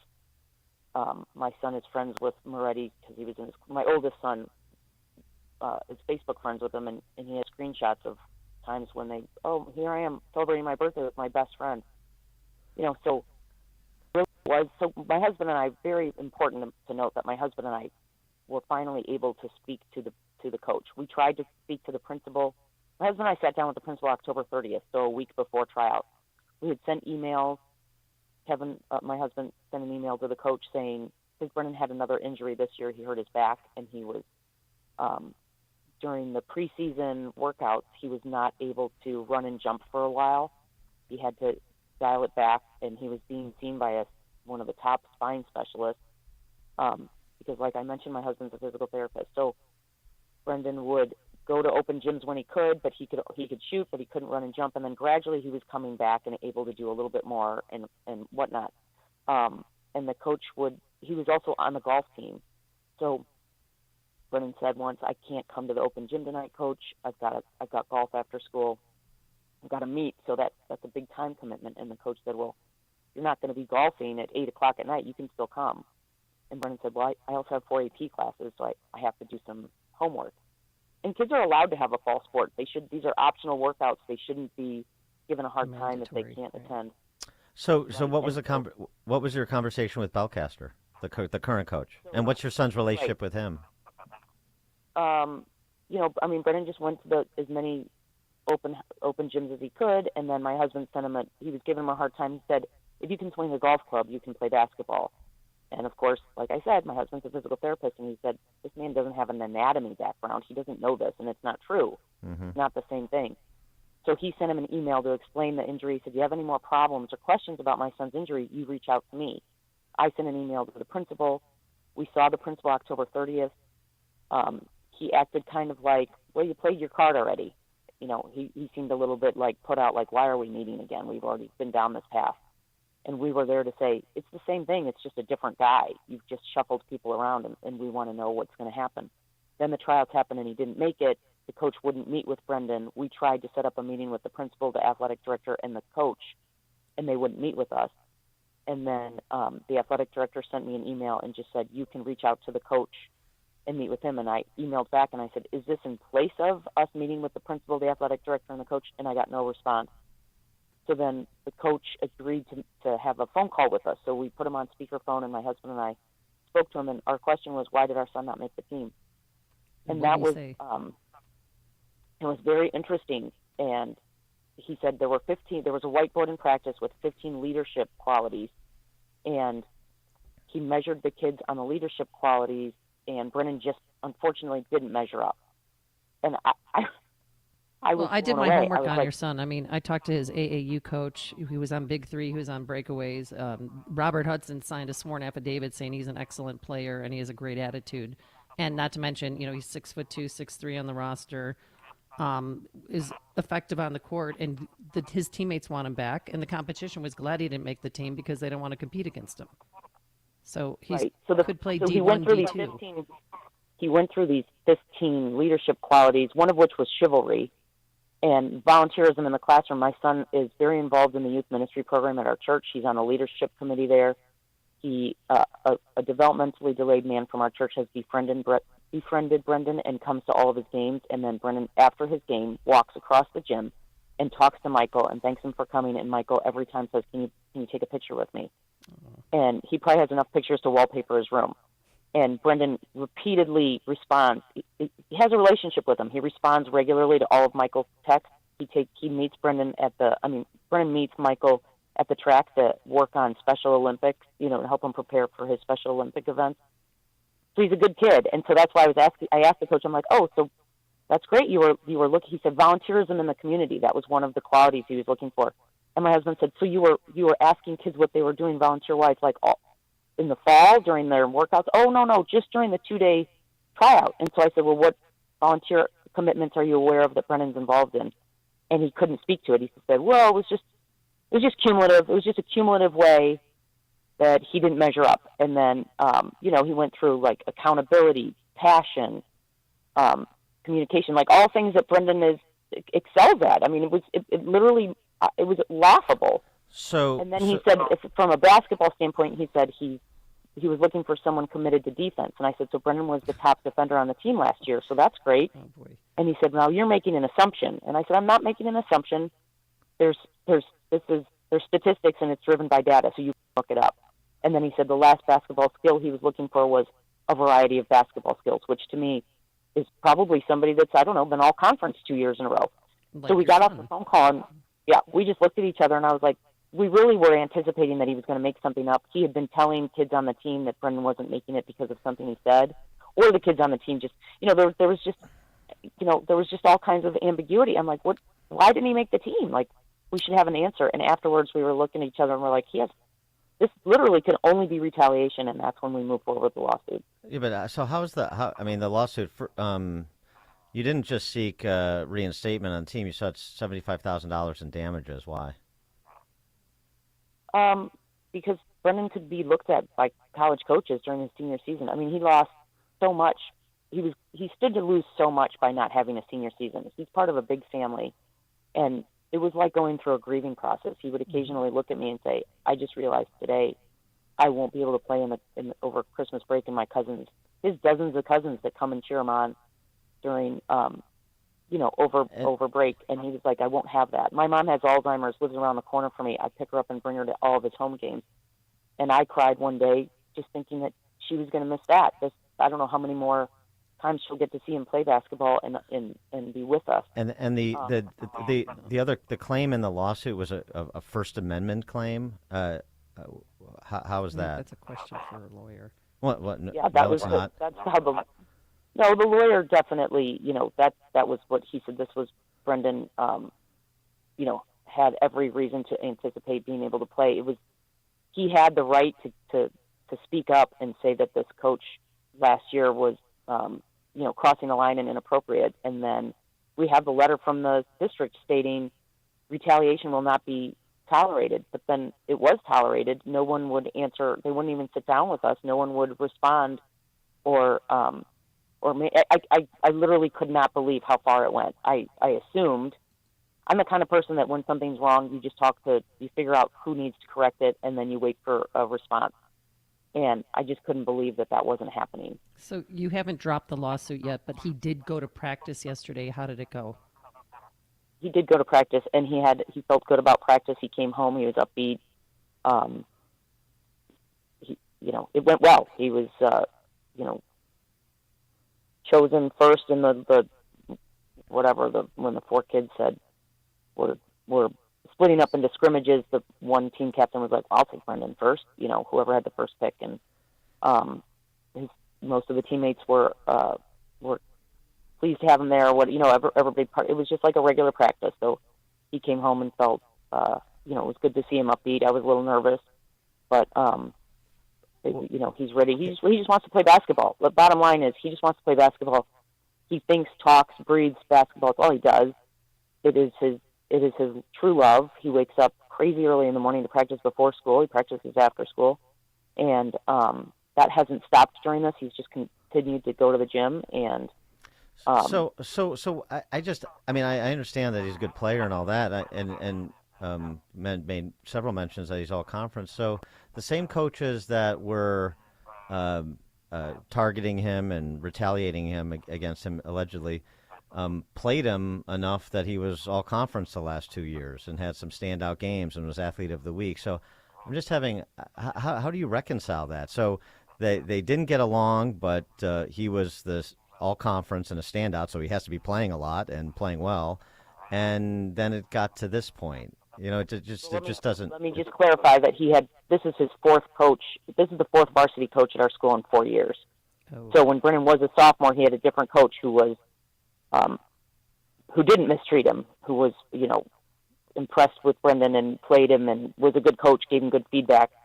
And so last year's coach did play Brendan, but he would say things to him like, stop shooting. And then, I can't explain. I can't explain why he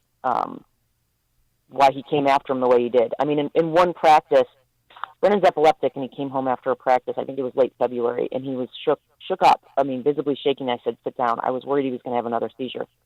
He said the coach just yelled at him in practice and said, I could kick you off this team, and you and your whole family can go to another school, and you won't even get to play basketball.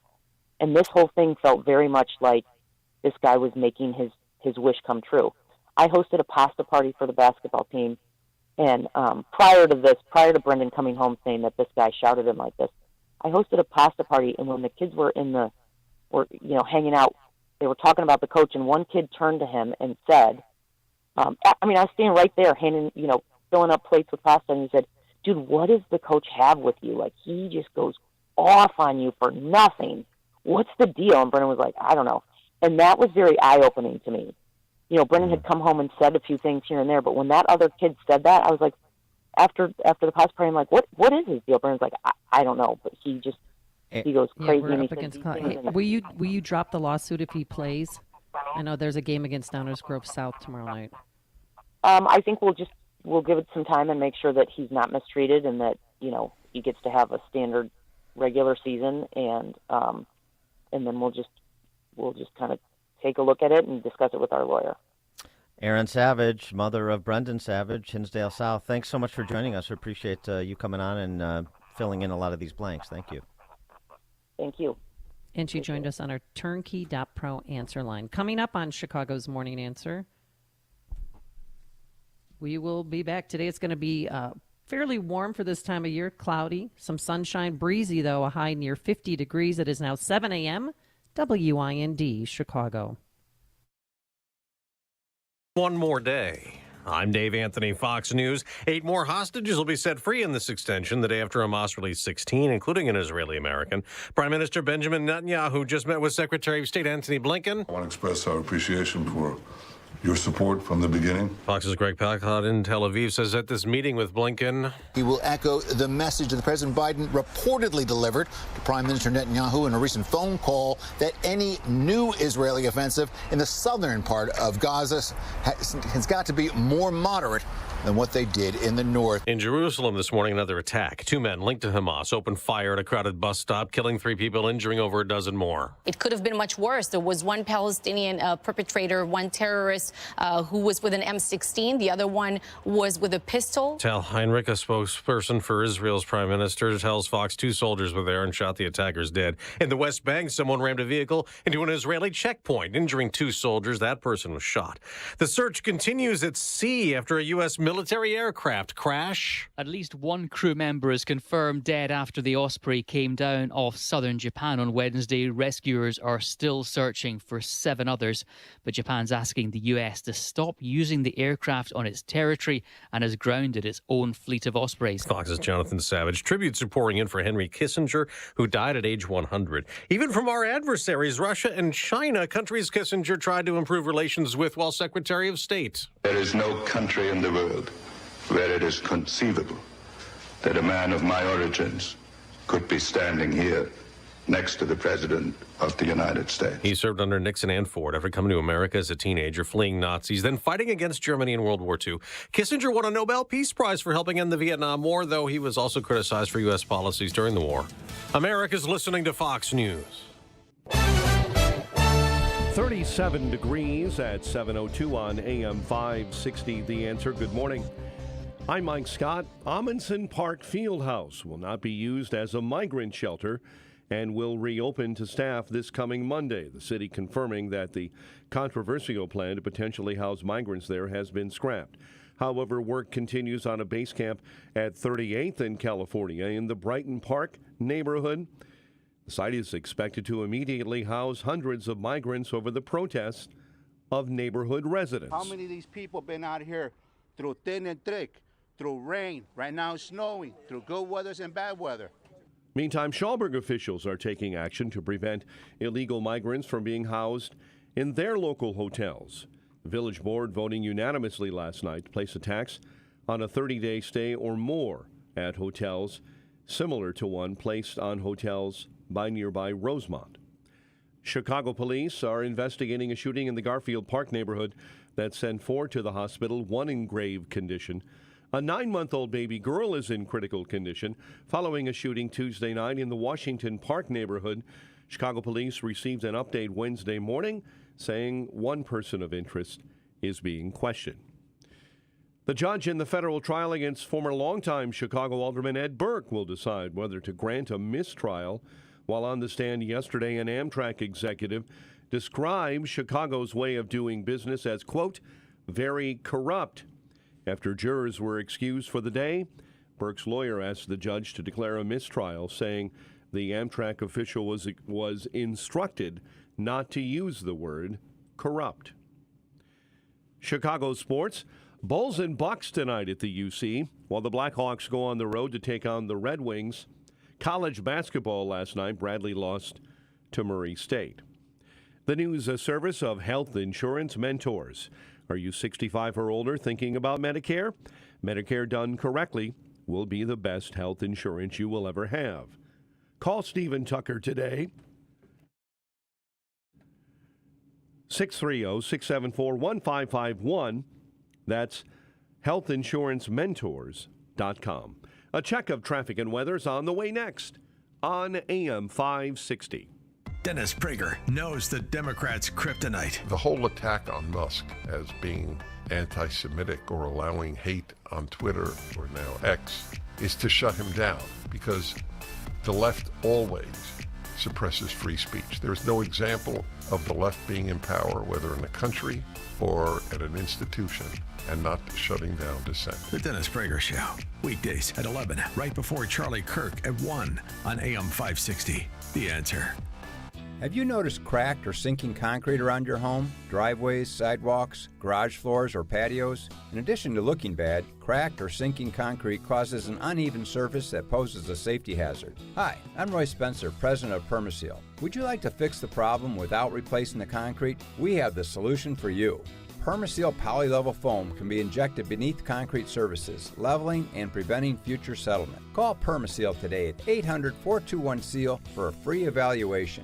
The polylevel process is done with minimal disruption, quickly and at a fraction of the cost of concrete replacement. And unlike traditional mudjacking methods, polylevel foam is lightweight, so it doesn't add additional weight to the area. Polylevel is the most durable and cosmetically appealing solution to your cracked or sinking concrete.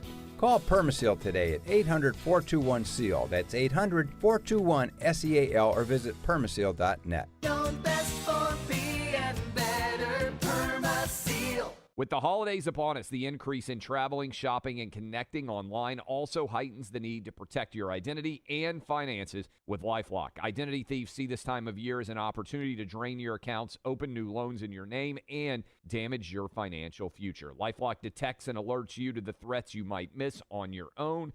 Don't let the busy holiday season catch you off guard. Save up to 25% off your first year with promo code CLAY. LifeLock.com, promo code CLAY. Born from the tragedy of 9/11, the Tunnel to Towers Foundation is committed to helping our nation's heroes and their families in their darkest hours. They provide mortgage-free homes for fallen first responder families, Gold Star families, and catastrophically injured veterans and first responders. In 2023, they are providing housing assistance and services to more than 2,000 of America's homeless veterans. Do good and never forget 9/11 or the sacrifices made by our nation's heroes. Donate $11 a month at T2T.org.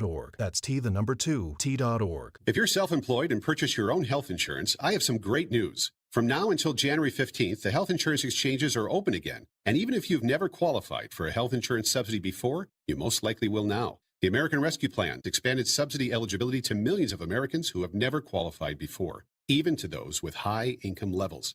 And this year, you can purchase a multi-state PPO policy, which includes access to Northwestern Medical Group, as well as other teaching hospitals around the nation. Employers who provide small group coverage also have new options, and so do seniors looking for Medicare supplement coverage. Call me. I can help. If you're tired of calling a bureaucrat at an 800 number to help you navigate Obamacare, then you need a local expert on your side. C. Stephen Tucker from healthinsurancementors.com is someone I know and trust. He's a 25-year licensed broker who's been educating our listeners for more than 10 years. Steve, how can our listeners get in touch with you? Thanks, Dan. They can visit healthinsurancementors.com or call me directly at 630-674-1551.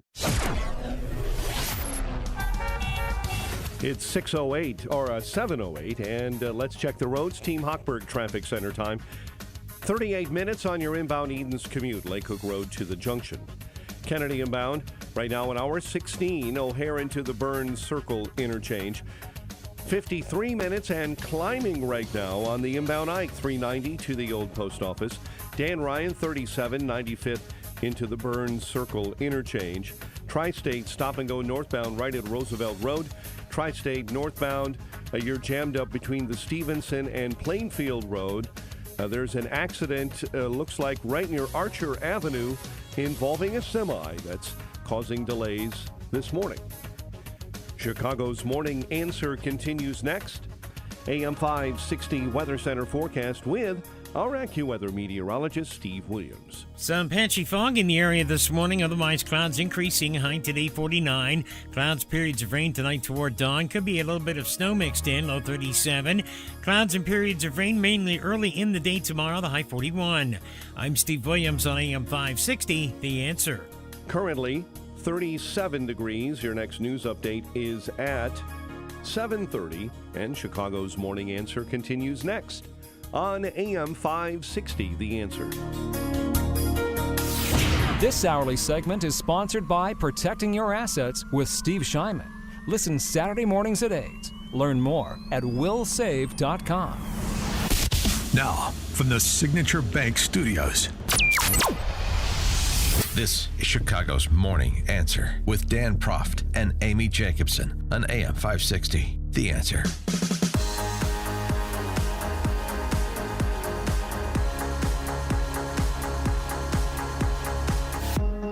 Top of the morning, Dan and Amy. We finally got a presidential debate of sorts that might be worth watching. That's DeSantis and Newsom tonight in Alpharetta with Hannity moderating. And obviously one is only a declared presidential candidate, but the other one, Newsom, desperately would like to be. Our friend Steve Moore has sort of the scorecard on Florida versus California, which will clearly be the backdrop of this discussion, even if it's national in scope. The point will be whose model of governance at the state level, big, diverse states, both of them, whose model of governance should be scaled nationally. Steve Moore, 13.3%, puts, that's the highest bracket in California, income tax rate, the highest in the country. Forced union rules, minimum wage that can reach $20 an hour, highly restrictive land use rules with strict regulations on climate and labor, generous welfare state paying out twice as much per person as Florida. Florida has no income tax, right to work state with an ambitious school choice program by contrast. Not to mention the elimination of gas-powered vehicles by 2035 what Newsom wants for California. In a Rich States, Poor States report that Moore and his colleagues do in conjunction with the American Legislative Exchange Council each year, Florida ranks 9th in economic outlook, California 45th. Ooh. Florida beats California on every socioeconomic indicator. California has lost a net 1.8 million residents to other states over the past decade, while Florida gained nearly 2 million. Wow. This is going to be interesting how Gavin Newsom's going to try and spin this. And DeSantis, should I ask him too, didn't your in-laws leave California and move to Florida? Well, I want... get a little personal there. When DeSantis is done with Newsom, I'd like him to debate Pritzker, because you could substitute Illinois for California in that rundown of the comparison between Florida and California. You could nicely substitute Illinois there, and you basically have the same story. Maybe that would give Jelly Belly the national profile he so desires as well. So let's make it a series. DeSantis versus Dem governors. For more on this, please be joined by Noah Rothman, senior writer at National Review, author of The Rise of the New Puritans, Fighting Back Against Progressives' War on Fun. Noah, thanks for joining us. Appreciate it. My pleasure. Thank you. What are you anticipating with tonight's DeSantis-Newsom debate? So I think Sean Hannity and DeSantis both want to treat us to an experience that we don't deserve in this country, which is a frank and productive debate about, as you said in the beginning, two competing models, two theories of social organization, which is precisely what the founders had in mind for us. The laboratories of the states experimenting with different ideas, different ways of creating a more just and valuable social compact, and setting them against each other and finding out what works best, and that bubbling up to the top. At least that's the theory, right? And this is kind of that's, I think, what Gavin Newsom wanted to begin with. Remember, he picked this fight. Right. It was in the summer of 2022 when he started airing ads that he paid for in Florida saying that your state is a hellscape of illiberalism, saying that you don't have liberty in your state, that we do. We have the kind of freedom that you don't have, freedom of speech, freedom from hate, freedom to love.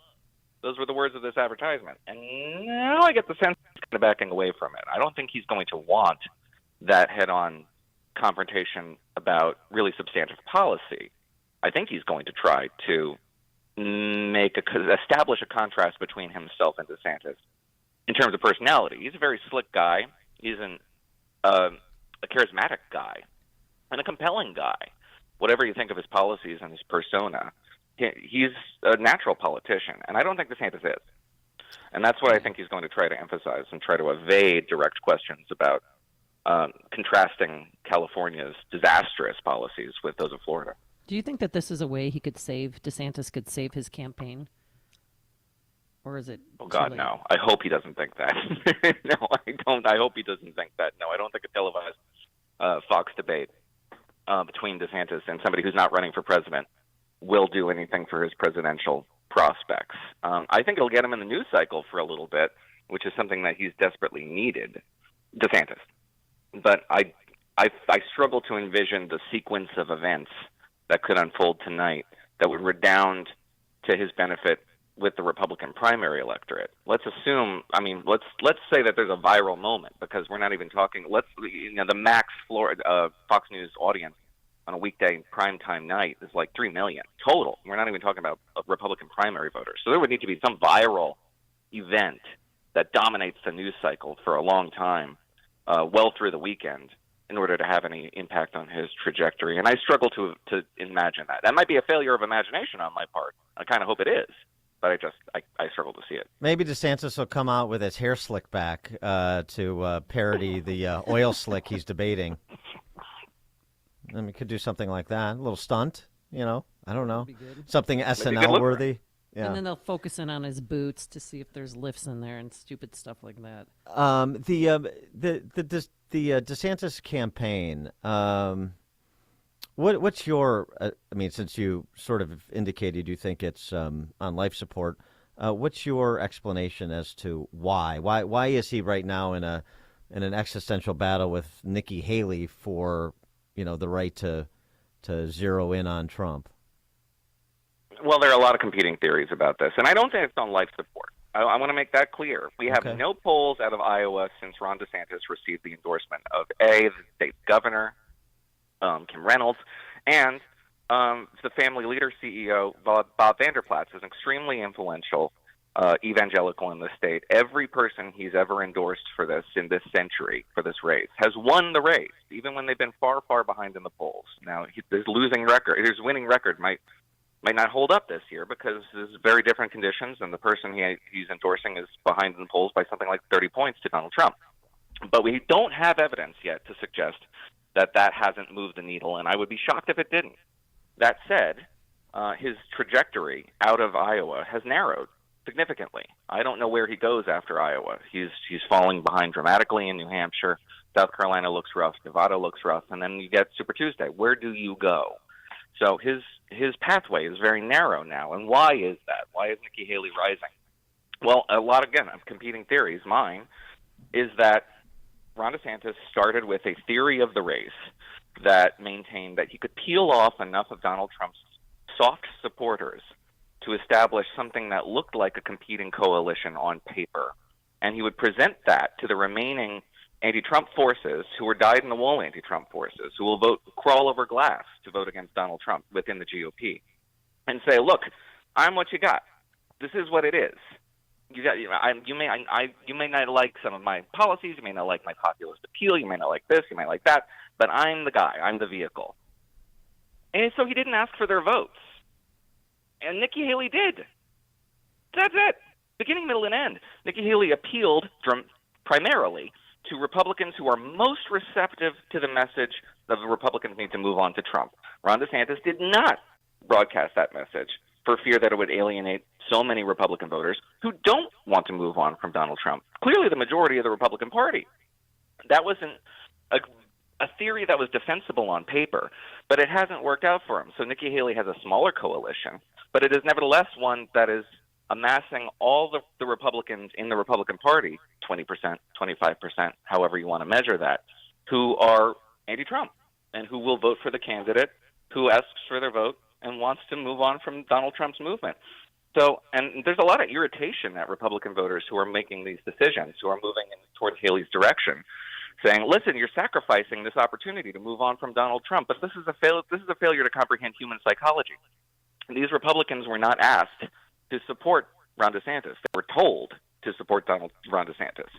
And you can't blame them for resenting it. So even if it's a three-person race after New Hampshire, let's say Chris Christie goes away, effectively a three-person race, maybe Ramaswamy stays in and peels off a few points, but how is this race competitive? I just don't see a path for either one of them, particularly as long as both of them stay in and both have the resources to do it. Yeah, I mean, that's the most likely outcome, what you just described. 8 out of 10 rolls of the dice, based on where we are now, will give you a Donald Trump nomination. If you squint real hard and take a look at a possible pathway for somebody like Nikki Haley, because as I said, Ron DeSantis is a very narrow path. He would need to pop out of Iowa and then just flip the script everywhere. But let's say Nikki Haley catches a number 2 spot in Iowa. Ron DeSantis is kind of disappointed, but he has the money to continue through the early states. He doesn't drop out. But everybody else does, with the exception of Vivek, who can pay his freight for as long as he wants to go. And Chris Christie drops out. Then let's say Nikki Haley gets the endorsement of Sununu. She becomes the number 2. All the independents in New Hampshire vote for her. Nikki Haley emerges victorious in New Hampshire. She's got a lot of momentum. Everybody, momentum is actually a measurable phenomenon in these contests. You get a ton of attention. You get a second look from voters. It self-perpetuates. So then she goes into South Carolina, where she's got a lot of heat on her from people who remember her governorship unfavorably, but nevertheless, most Republicans in the state like her. Let's say she emerges from that victorious. So then Donald Trump is 1 for 3. Heading into Nevada is kind of weird. Nevada's both got a caucus and a primary state going on. They really just messed up their whole system, so let's just put that to one side. And you're going into Super Tuesday. And you've got Nikki Haley, who's got all the momentum, all the donors behind her. She blankets the airwaves, and Donald Trump has this air of failure, a stink about him now.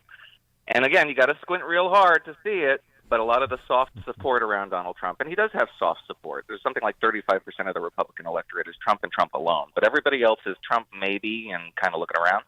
And those guys then begin to defect. That's the pathway for a non-Trump nominee. But as you said, it's an 80-20 proposition at this stage. And Biden, I mean, is there? I know there's some people that are still persisting. I think I saw Tucker Carlson say he didn't think that either Trump or Biden would be the nominee, which is, I guess, a way to get attention. But I don't see how there's. I mean, we already talked about Trump, but the same thing with Biden. I mean, you've got pieces out this week, from pollsters like Doug Schoen, basically saying, look. As odd as it might sound, Biden is the strongest Democrat candidate at present, certainly within the environment that would ensue if he were to step aside. So do you see any emerging threat to Biden as the nominee? I don't. I disagree with that analysis. I think that's actually true today.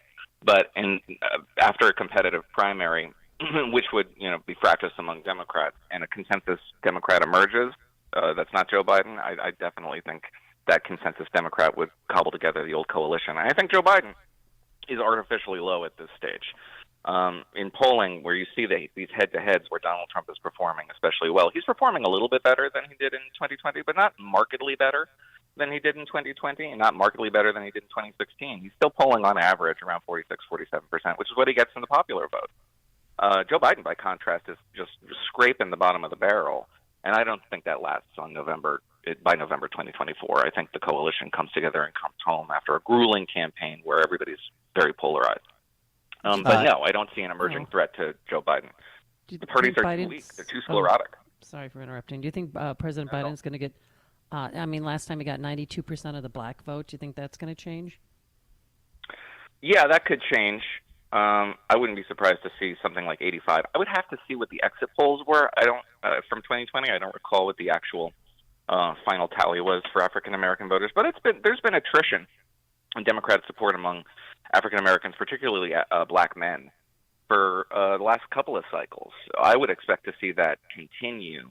I just wouldn't expect to see it continue to the degree that it has a measurable effect on outcomes. A lot of these votes are located in densely populated urban areas, so they have a limited impact on the electoral map. But yeah, I would expect that attrition to continue. And the third-party wild card, RFK Jr., maybe Manchin. Yeah, who knows? I mean, there's nothing that Americans agree on, like they agree on the undesirability of a Trump-Biden rematch. This environment is going to draw a lot of potential wild cards into the race.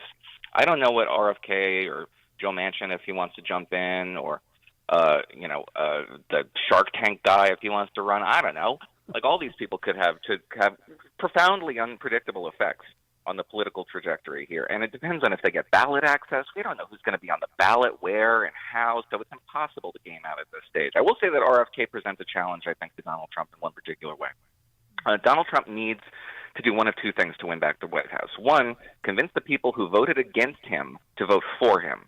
And that is a difficult psychological hurdle to overcome. Once you cast your ballot against somebody, it is really hard to convince them to do the opposite, to vote for them. It can be done, but it's hard. The second is to do what he did in 16, remake the electorate, draw out a lot of voters who are unreliable voters, who are unenthused about the process, and convince them to vote for maybe the first time in a long time, or if ever. That's an obstacle if RFK is in the race and on the ballot. Because if you didn't vote in 16, you didn't vote in 20, you don't vote in the midterms, you don't vote in off years, because you're disgusted with the process. You don't like anybody. You think every establishment, every institution is corrupt. And here's this guy saying that, who's completely outside politics, who's completely outside norms and relative, standards of decorum. And he's the guy who's going to appeal to that person who doesn't vote. He's the guy who's going to say, well, I really want to shake things up. Who's going to shake things up? It's not going to be Donald Trump. He was already president. RFK is going to shake things up. So I think that presents an obstacle to Donald Trump's math if RFK were to secure ballot access everywhere, which is an open proposition. Noah Rothman, senior writer at National Review, author of the book The Rise of the New Puritans, Fighting Back Against Progressives' War on Fun. Noah, thanks for joining us. Appreciate it. Thank you. Thank you, too. And he joined us on our turnkey.pro answer line. Before you see it on TV, share it on Facebook, or read about it in the paper, hear it here first. This is Chicago's Morning Answer on AM 560. The Answer. This is Ed Morrissey of HotAir.com for Town Hall. When Joe Biden announced that he'd brokered an operational pause in Gaza, he proclaimed his effort showed his determination to bring Americans home.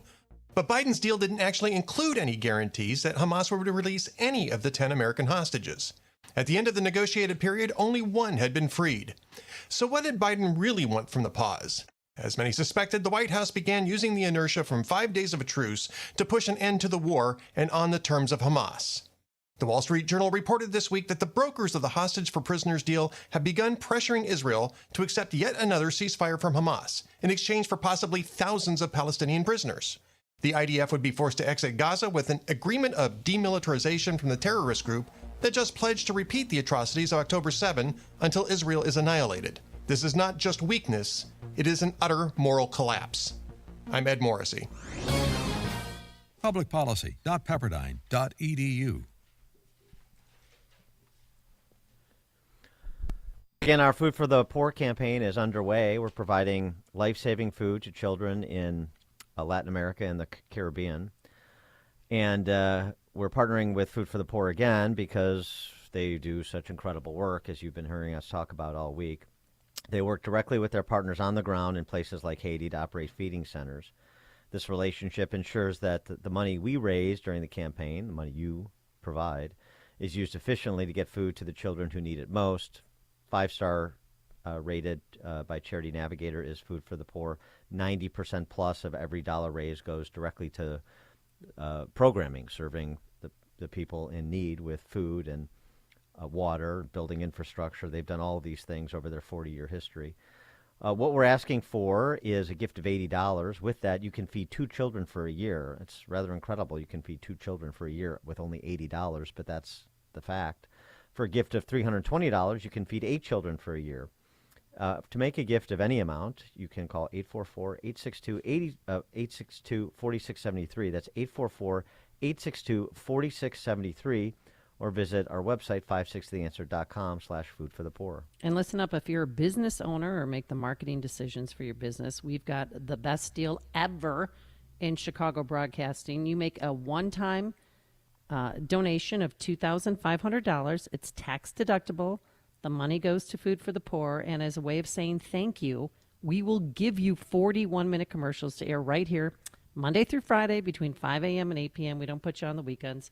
And again, it's the best deal in all of Chicago radio. Some of our business benefactors, Chris Jacob with Century 21 Circle in Inverness, Opinion Health Solutions, Waukegan Roofing, the list goes on. But this will sell out, so act now, sooner rather than later. How you become a business benefactor? Call Ann Jeanette. The number is 847-472-8951. Again, that's 847-472-8951. 8951, and we thank you in advance for your generosity.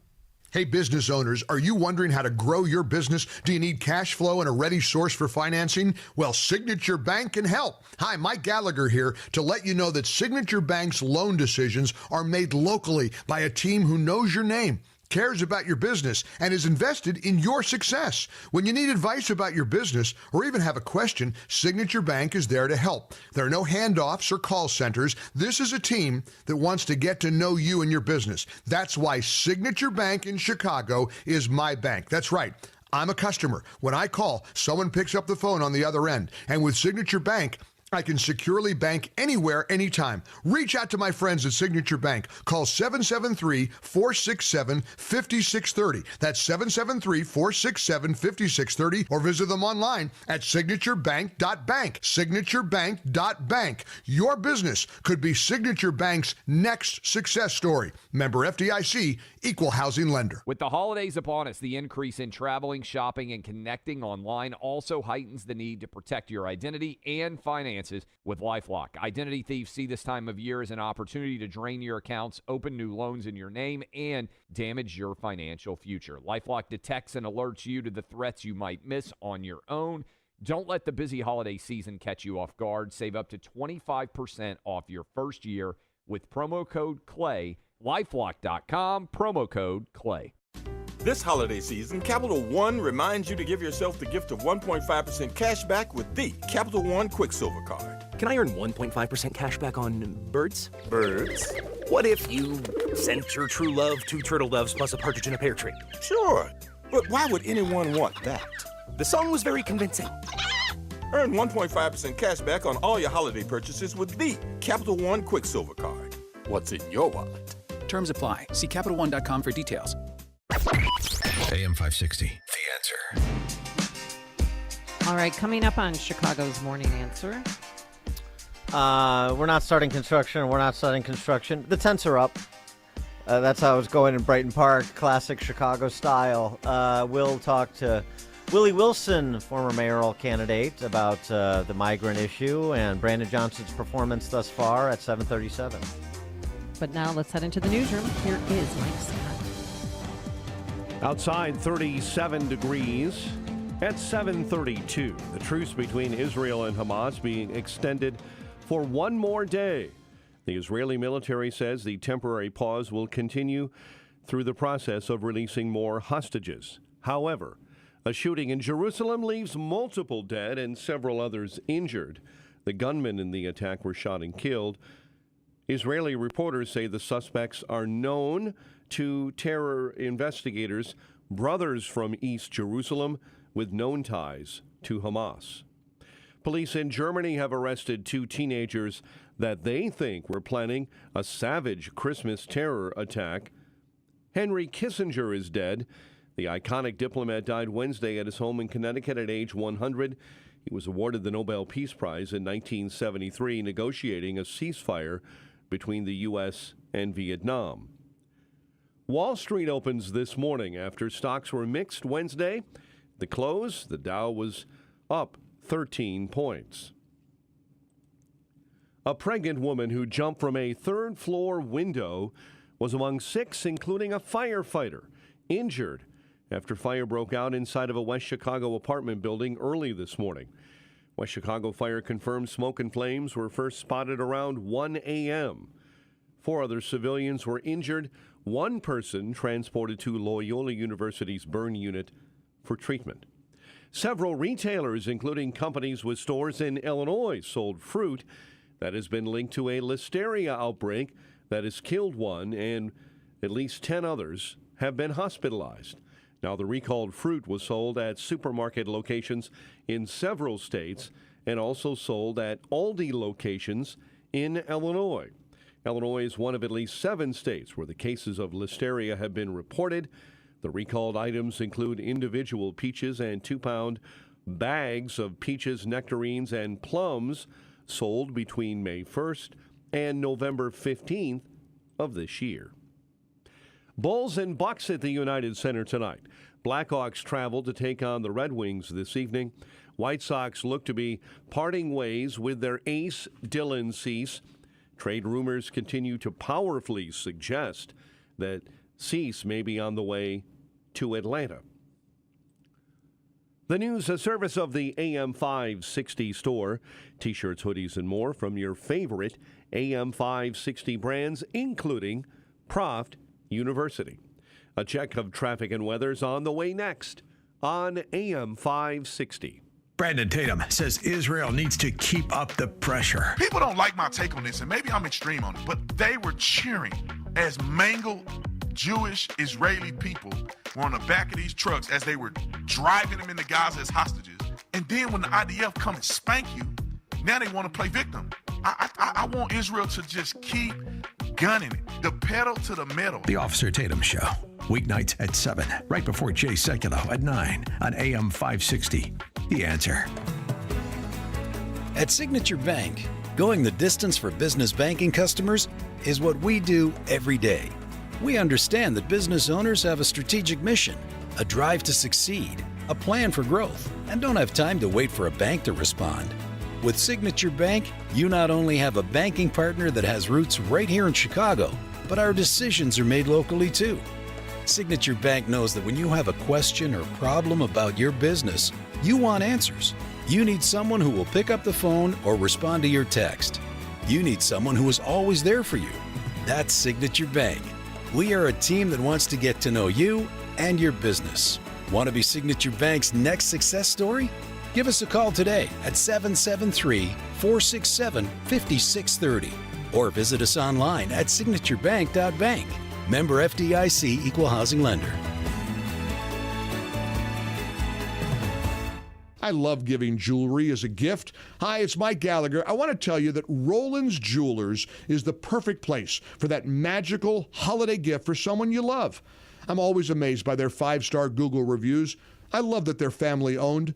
Hey, getting engaged? Well, Roland's Jewelers has a large selection of both mined and lab-grown diamonds at great prices. Choose from beautifully crafted engagement rings from designer Simon G. or Italian designer Roberto Coin, offering stunning diamond pendants and earrings. How about a Tag Heuer watch with cutting-edge technology?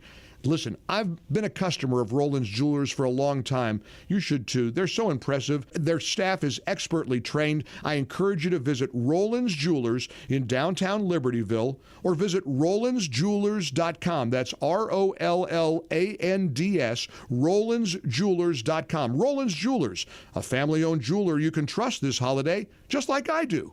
A storm is on the horizon, and you need to keep the lights on no matter what. Your business relies on the power being on 24/7. It's the lifeblood of your data and computer systems. Weather-related outages from the power company are not acceptable. Your need for a source of power that's reliable 24/7, along with round-the-clock service that can dispatch technicians to your site immediately, is mission critical. Your business needs Charles Equipment Energy Systems on speed dial. These are the big boys, not residential or solar, but reliable industrial generators for emergency backup or events. When you need more than a 100-foot extension cord plugged into a small engine generator, call Charles Equipment Energy Systems. They keep the lights on with rental generators for job sites or power outages. A storm is on the horizon. Plan ahead. Call now to prepare generators for storms and potential power outages. Call 630-834-6000, 630-834-6000, or charlesequipment.com. Exergen thermometers are a top choice of medical professionals at highly ranked hospitals across the U.S. Accuracy matters, so make Exergen the chosen thermometer for your home and family. 7:38. Let's get an update on the roads. Team Hochberg Traffic Center time. We'll start on the northbound tri-state. It's blocked off right now, right at the Stevenson Expressway. That's I-55, due to an accident involving a semi.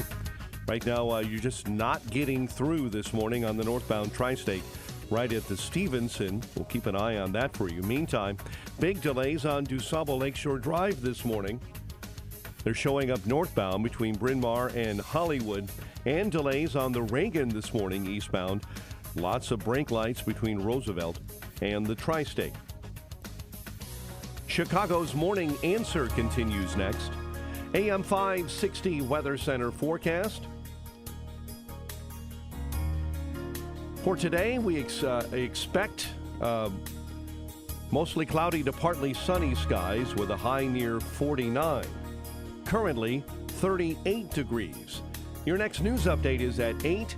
Chicago's Morning Answer continues next on AM 560 The Answer. This hourly segment is brought to you by Health Quest Radio with Dr. David Kolbaba. Saturday mornings at 11. Visit healthquestradio.com. Now, from the Signature Bank Studios, this is Chicago's Morning Answer with Dan Proft and Amy Jacobson. If you're looking for the latest news, insight into what it means, and the sharpest opinion, there's only one station in Chicago where you can turn, and it's this one. We're AM 560, The Answer. Top of the morning, Dan and Amy. It's not happening. It's not happening. It happened. Brighton Park, the migrant base camp, tents expected to be completed in a matter of days and will house 500 migrants at first. Yeah. What they say, what they do. Chicago. By the way, given BLM Brandon's tirade the other day about right-wing extremism, I'm reluctant to raise this issue, but it is just kind of one of those fun ones, like his 120-person police detail for a guy who wants to defund the police. Chicago Mayor's motorcade racks up 8 red light and speed camera tickets in 5 weeks. Currently owes $1,700 in fines. Well, that's nothing new. Brandon Johnson didn't pay his parking ticket violations or his water bill, remember? Well, now the city, we all can pay for them so that he can get to places, and not be bothered by speed limits or red lights that, the hoi polloi have to deal with. It was so bad during Rahm Emanuel that they actually turned off the red light camera at Ashland and Irving, and then the one by the cemetery there in Irving Park. But then as soon as he lost or, didn't run again or whatever, they turned him right back on. It's the little things that are indicative of the big things, the ruling class mentality. For more on BLM Brandon's performance to this point and other matters affecting the city, please be joined again by Willie Wilson, former mayoral candidate. Willie, thanks for being with us again. Appreciate it. All right. Thanks, Dan. Amy, appreciate guys having us here. Are you staying in communication with Brandon Johnson? Is he leaning on you for any engagement and assistance? No. Well, we'll text maybe, 3 or 4 times, but that's about it.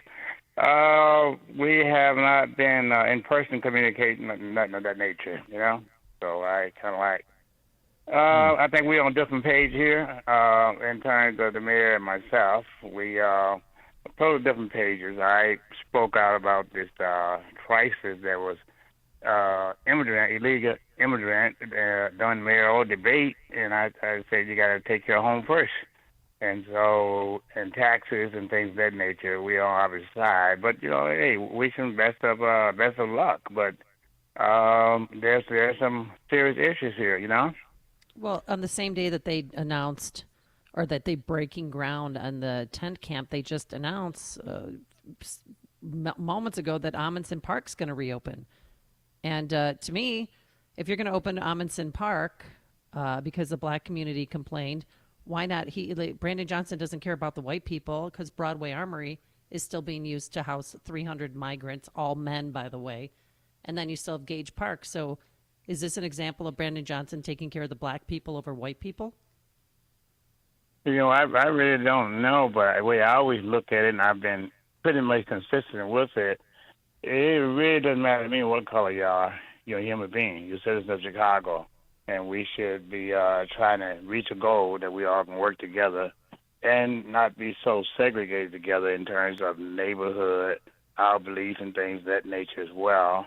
I think you should listen to the citizen, the people who voted you in, and take care of your citizen first. If the citizen do not want certain things in the community, then you should go that way. But seeing to me the politics a little different. Like to me the politicians is running the city but ain't consulting with the community or going against the community will, Well, he's besieged by right-wing extremism that he discussed the other day. What was your reaction to some of the statements he made earlier this week where he said that basically Republicans are still upset that a black man is free?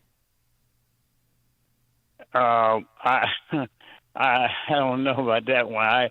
I do not agree with none of that. I think a conversation like this that coming up is dividing a wedge between the people, whether you're Republican or Democratic. Both parties have good ideas and bad ideas, all right? And so you got to listen to the people overall, but you certainly should have a better way of communication and bring those type of conversations up. Just light a match to the trees or the hay or something like that. Right. It's amazing. It's a different kind of a government. I'm not for sure he's necessarily running the city. I think maybe it's just the union and Trump went that running the city, I guess. Or That's Stacey just my Davis opinion, Gates. I mean, the CTU president, because she couldn't run because her favorability was in the single digits. And because So she I lives think in that South Bend. Right, that too. But I mean, Yeah. I think that she's running the show up there. So you don't think there's an audience in the African American community or the black community for comments that Brandon Johnson has made? You may have a few, but not really, not really. I really don't think so. I think particularly the African American community has been depressed as a whole now for a long time. And they feel that they can go to the poll and then vote. They want something back, return into their community on the dollar they spend. That's not happening. And whether you have, in this particular case here, a black mayor or white mayor, et cetera, et cetera. I did, as you know, when I ran for mayor, I did not endorse Johnson because he was black. I endorsed Paul Ballard because I thought at the time, and still think at the time, it was a better choice, and so I think you have to do certain things for the community that is out here that is don't get the tax dollar back into that community. These communities in the African American community, some of them still look like it was still in 1968, haven't changed. Well, not one bit. That and They need some help. And a lot of those neighborhoods are still beset by record, at least over the last 30 years, record incidences of violent crime. And next year we have the opportunity to elect a new Cook County State's Attorney. Do you have any perspective on that race? And, I mean, of course, this Cook County State's Attorney's hands are still going to be tied by, even if they were not of the disposition of Kim Foxx, are still going to be tied by the Safety Act. But do you have any perspective on the Cook County State's Attorney's race? I haven't been, nobody been talking about it, Holly. It hasn't been in the news, and there haven't been a TV ad or radio ad. The two people that committed, I think Bob Fioretti made the Fioretti, right, that he was going to run. So I think that's 3 of them that I know of, all right? But in terms of the views and their stands and things of that nature, I just haven't heard it from anybody. Yeah, I'm waiting to hear, Yeah, I mean, if I would be concerned. I suspect you would be too, since you just made mention that maybe she's the one running the city, Toni Preckwinkle, that you get another Toni Preckwinkle protege in there to replace Kim Foxx. That would be a concern, wouldn't it? For me, because it would turn out the same as you got things running now with the city, so it's a concern. It's a concern. My ears is open to sit and talk and to hear those opinions that they have to make once they come out, and then they come out, then I'll be able to sit and say, okay, I support this or support that, or I'll just stay involved, do all I can do to help, Speaking of which, I understand you're still keeping up with your humanitarian work, and since you're out in the community and you're helping people in need, you were just sort of alluding to it when you said some of these neighborhoods haven't changed since the late 60s. What is the situation with people in some of the poor neighborhoods in Chicago from your perspective? Overall, as a whole, depressed and confused. There is a situation where that, let's say, example, Austin when the flood came. Well, those guys and over there in that neighborhood couldn't even get help to get water and stuff out their house and raw sewage and things of that nature. I think I went and we donated some, gloves, disposable stuff. I don't forgot the amount of it. I think maybe about $300,000, maybe $400,000 worth, just to help.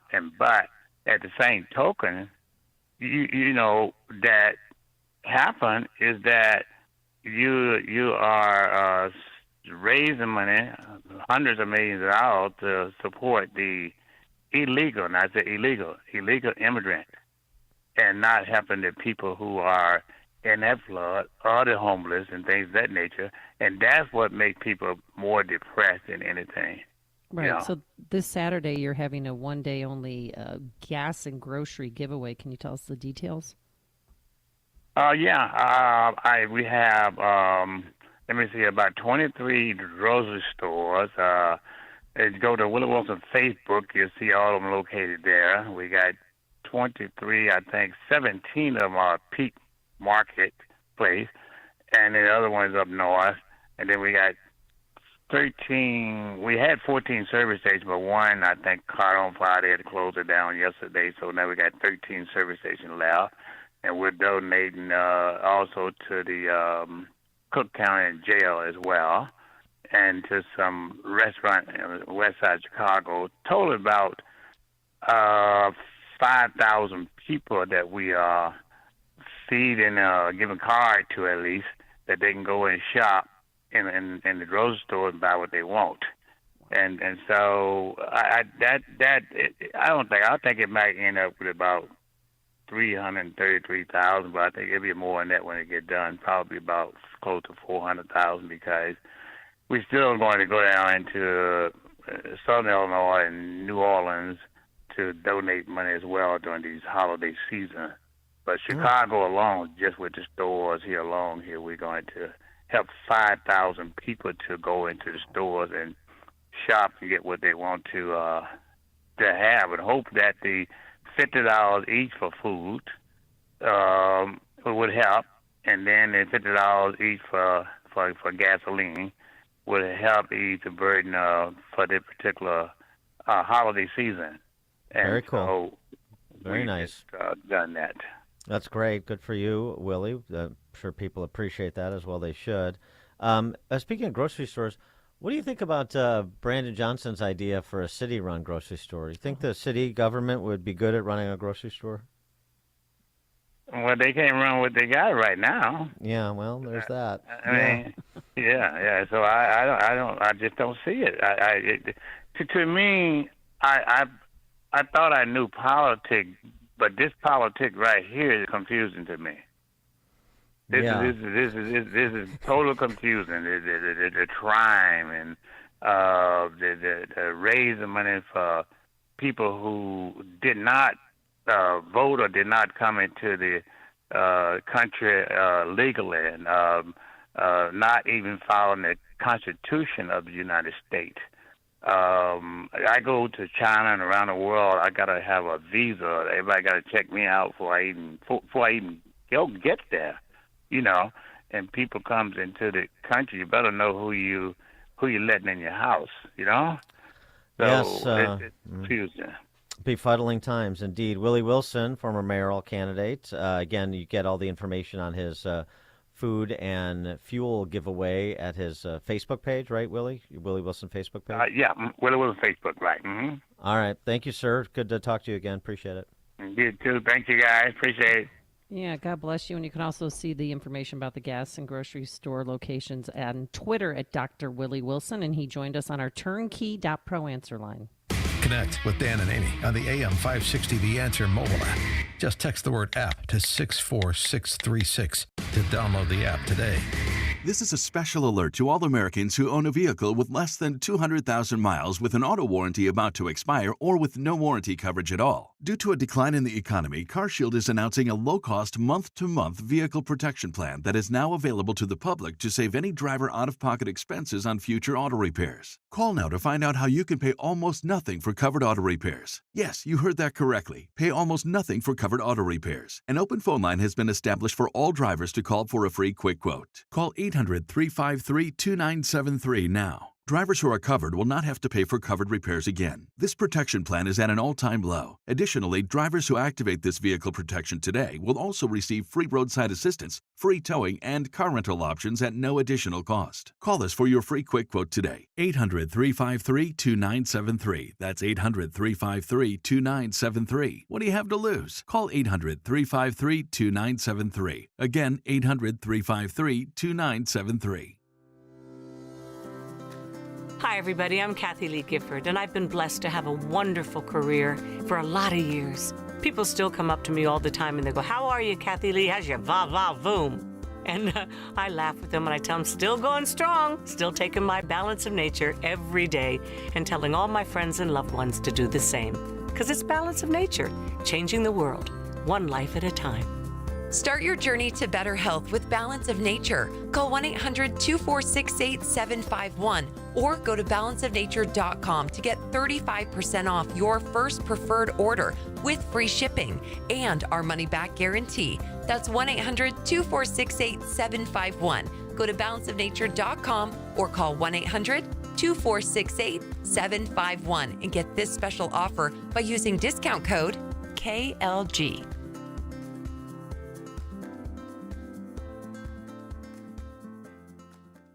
There's no ignoring it. Americans know they've been lied to by the ruling class, that politicians want more control over their lives and more taxes for nonsense. Who voted for this, and how do we get back to normal? It starts by being informed. But who do you trust when the media censors information and colludes with those in charge for their own political power? Breakthrough Ideas is a beacon of clarity in the storm of politics. At Breakthrough, Jeannie Ives and her team follows the legislation and the money and reports back to you so you know who's on your side. Elections matter. Be an informed voter. You can do that by listening to The Real Story with Jeannie Ives on Sunday evenings at 7 p.m. right here on AM 560. Visit breakthrough-ideas.com to sign up for the newsletter, register for upcoming events, and stay informed with fresh content. Then connect with them on social media and share information with others. So together, we vote out the radicals and vote in common sense. That's breakthrough-ideas.com. We all hear the radio ads about the IRS. They tell you to be afraid, to be scared, and they try to frighten you into calling. I'm not here to do that. Tax Relief Advocates is different. TRA is here to tell you that if you owe money to the IRS, whether it's $5,000, $50,000, or $500,000, we have a solution. It doesn't matter if you're sitting in your car, at work, or with your kids. No matter where you are, call now. 800-575-6745. Don't lose hope. TRA can eliminate or reduce what you owe to the IRS. There is zero risk to you. If we can't reduce your tax debt, then you pay nothing. Our passion is taxes and helping individuals fix their IRS problems. We have a 5-star rating on Google and Yelp and an A+ with the Better Business Bureau. You don't need to be afraid of the IRS any longer. End your tax nightmare today by visiting us online at TRA.com or call 800-575-6745. That's 800-575-6745. Tax Relief Advocates. Real solutions for real people. AM 560, The Answer. We've had some momentous passings this week. Charlie Munger, billionaire right-hand man of Warren Buffett. Of course, Henry Kissinger yesterday. We'll get to those. But I don't want to leave out Esther Klavan. Frances Sternhagen at the age of 93. You remember her. I understand, Clifford. If this is the woman you've chosen to take my place, I guess the only thing for me to do is die.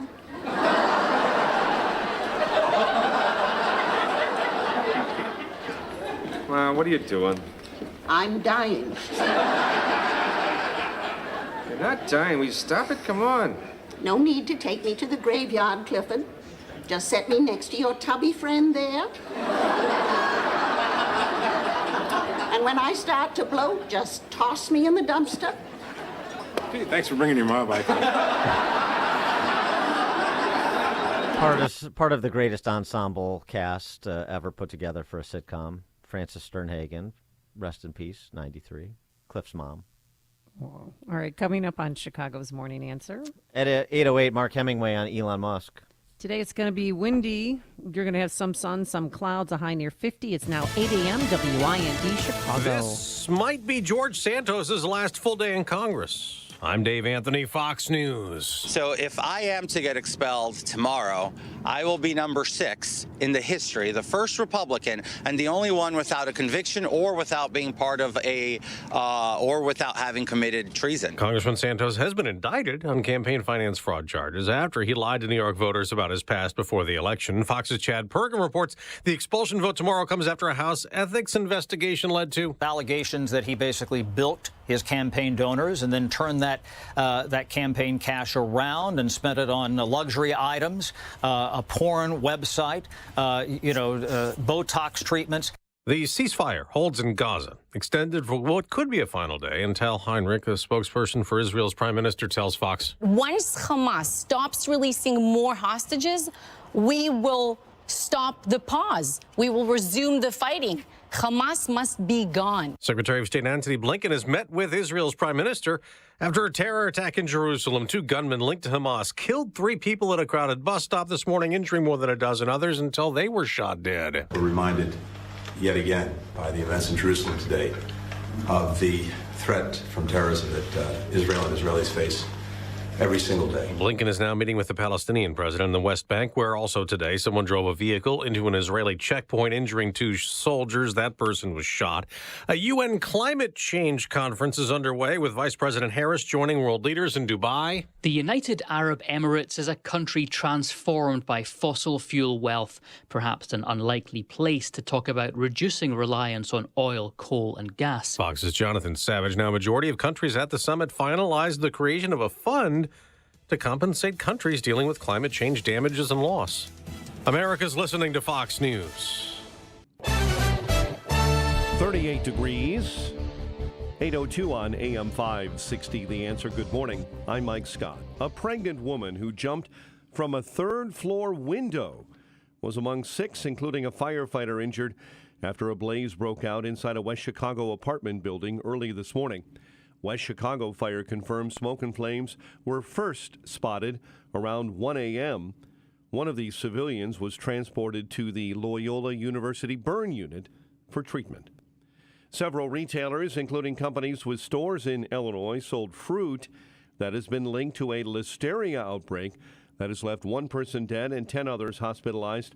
Illinois is one of at least 7 states where cases of listeria have been reported, mostly from fruit sold at supermarkets like Aldi.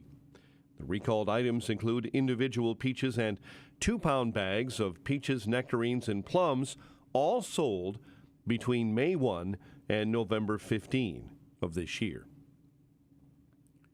Amundsen Park Fieldhouse will not be used as a migrant shelter and will reopen to staff this coming Monday. ABC 7 was first to report that the city confirmed the controversial plan to house migrants there has been scrapped. However, as Dan and Amy have been talking about with you this morning, crews have set up the first tent at 38th in California at a migrant base camp in the Brighton Park neighborhood. Bulls and Bucks on the schedule tonight while the Blackhawks take on the Red Wings. And the Cubs have a new bench coach, Ryan Flaherty, who actually played in the big leagues from 2012 until 2019 and is just 37 years old. The news, a service of Townstone Financial. Need cash to pay off credit card debt? Townstone.com can help you with a home equity line of credit. Townstone.com, Illinois mortgage licensee 6629, NMLS 136639. AM 560 news time is 8:04. Time for the AM 560 Business Beat, a service of Signature Bank. Visit signaturebank.bank for all your commercial banking needs. Now the latest from the Fox Business Network. I'm Elizabeth McDonald, and this is the Fox Business Report. It's a final trading day of the month, and stock futures are on track to end November on a high note. Shares of Tesla showing modest gains in the pre-market on this milestone day as it gets ready to deliver its first Cybertrucks. Eurozone inflation fell more than expected this month. The block's consumer price index rose 2.4% on the year, slowing from 2.9% the previous month. That's the lowest rate since July 2021. And the Financial Times reporting Saudi Arabia has won provisional backing for further oil production cuts by the OPEC Plus group, boosting oil prices to the highest in 3 weeks ahead of a crucial meeting of the cartel. The meeting's being held online rather than in person after being delayed from Sunday. That's your Fox Business Report. I'm Lillian Wu, invested in you. It's a Fox News Radio special event, DeSantis versus Newsom, live this Thursday. Sean Hannity will present an exclusive 90-minute debate between Florida Governor and GOP presidential candidate Ron DeSantis and California Governor Gavin Newsom, focusing on the major issues impacting our country, the economy, the border, immigration, crime. Hannity will highlight them all on Fox News, Fox News Radio, and right here tonight, starting at 8 on AM 560, The Answer. Amy Jacobson and Dan Proft here, and we want to tell you about an opportunity for you to promote your business and to make a difference this Christmas season. We're talking about our Food for the Poor Business Benefactor Program. We've partnered with Food for the Poor to provide life-saving food for thousands of children and their families in Latin America and the Caribbean during this season of economic decline, unemployment, and rising food costs. Food for the Poor is working with local partners to make sure these children and their families get the food they need to survive. And guess what? Your business can be a part of the solution. Become a Food for the Poor business benefactor by making a $2,500 tax-deductible donation to Food for the Poor. And thanks to a generous match, that donation will help feed more than 30 children for an entire year. When you do that, AM 560 will give you 40 one-minute commercials to air here on AM 560 The Answer between 5 a.m. and 8 p.m. Monday through Friday at no additional cost to you. Call Anjanette Natowski at 847-472-8951. Again, that's 847-472-8951. Or go to 560theanswer.com salesforce.com and click on the Give Food banner. Have you been struggling to find an easy, safe, and secure document scanning solution for Salesforce.com, Microsoft 365, SharePoint, or OnBase by Highland? Your struggle is now over, and it's time to get your documents and operations into the 21st century. With IoT Smart Connected Scanning, it's easy to turn physical paper into digital documents and have them directly uploaded to the cloud with IoT Smart Connected Scanning from IDT. And you don't need a degree in computing or IT to make it happen. Using QR code technology uniquely configured for your specific business, anyone can set the IoT Smart Connected Scanning device up in 5 minutes or less, saving your organization money and valuable time. Remote employees can even capture documents and send them safely and seamlessly. Organize documents efficiently and securely with IoT Smart Connected Scanning from IDT. To see a demo or to order now, go to ready4idt.com. That's ready4idt.com. Use promo code SMART and receive 10% off your order. IDT, putting paper in its place. With the holidays upon us, the increase in traveling, shopping, and connecting online also heightens the need to protect your identity and finances with LifeLock. Identity thieves see this time of year as an opportunity to drain your accounts, open new loans in your name, and damage your financial future. LifeLock detects and alerts you to the threats you might miss on your own. Don't let the busy holiday season catch you off guard. Save up to 25% off your first year with promo code CLAY. LifeLock.com, promo code CLAY. Born from the tragedy of 9/11, the Tunnel to Towers Foundation is committed to helping our nation's heroes and their families in their darkest hours. They provide mortgage-free homes for fallen first responder families, Gold Star families, and catastrophically injured veterans and first responders. In 2023, they are providing housing assistance and services to more than 2,000 of America's homeless veterans. Do good and never forget 9/11 or the sacrifices made by our nation's heroes. Donate $11 a month at T2T.org. That's T2T.org.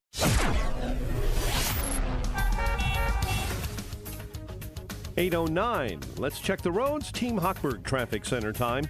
We will start on the inbound Kennedy. It's 1 hour from 1 hour from the junction into downtown, and right now an hour 15 in from O'Hare. On the outbound side of the Kennedy, we're watching an accident developing with big delays outbound at Sayre. And 2 left lanes are blocked with that ongoing accident investigation. Ike inbound is 1 hour, 390 to the old post office. And the Dan Ryan this morning is running at 40 minutes, 95th into the Burns Circle. You've got a disabled vehicle on the entrance ramp in the locals inbound at Garfield. Chicago's Morning Answer continues next. AM 560 Weather Center forecast with our meteorologist, Steve Williams. Patchy fog in the area this morning, otherwise increasing cloudiness. High today 49. Clouds and periods of rain toward dawn. Could be some wet snow mixed in, low 37. Cloudy periods of rain mainly early tomorrow, the high 41. I'm Steve Williams on AM 560, The Answer. 38 at O'Hare, 38 Midway, 38 along Chicago's lakefront. Chicago's Morning Answer continues next on AM 560, The Answer. Now, from the Signature Bank Studios, this is Chicago's Morning Answer with Dan Proft and Amy Jacobson. This is Chicago's Morning Answer with Dan Proft and Amy Jacobson on AM 560, The Answer.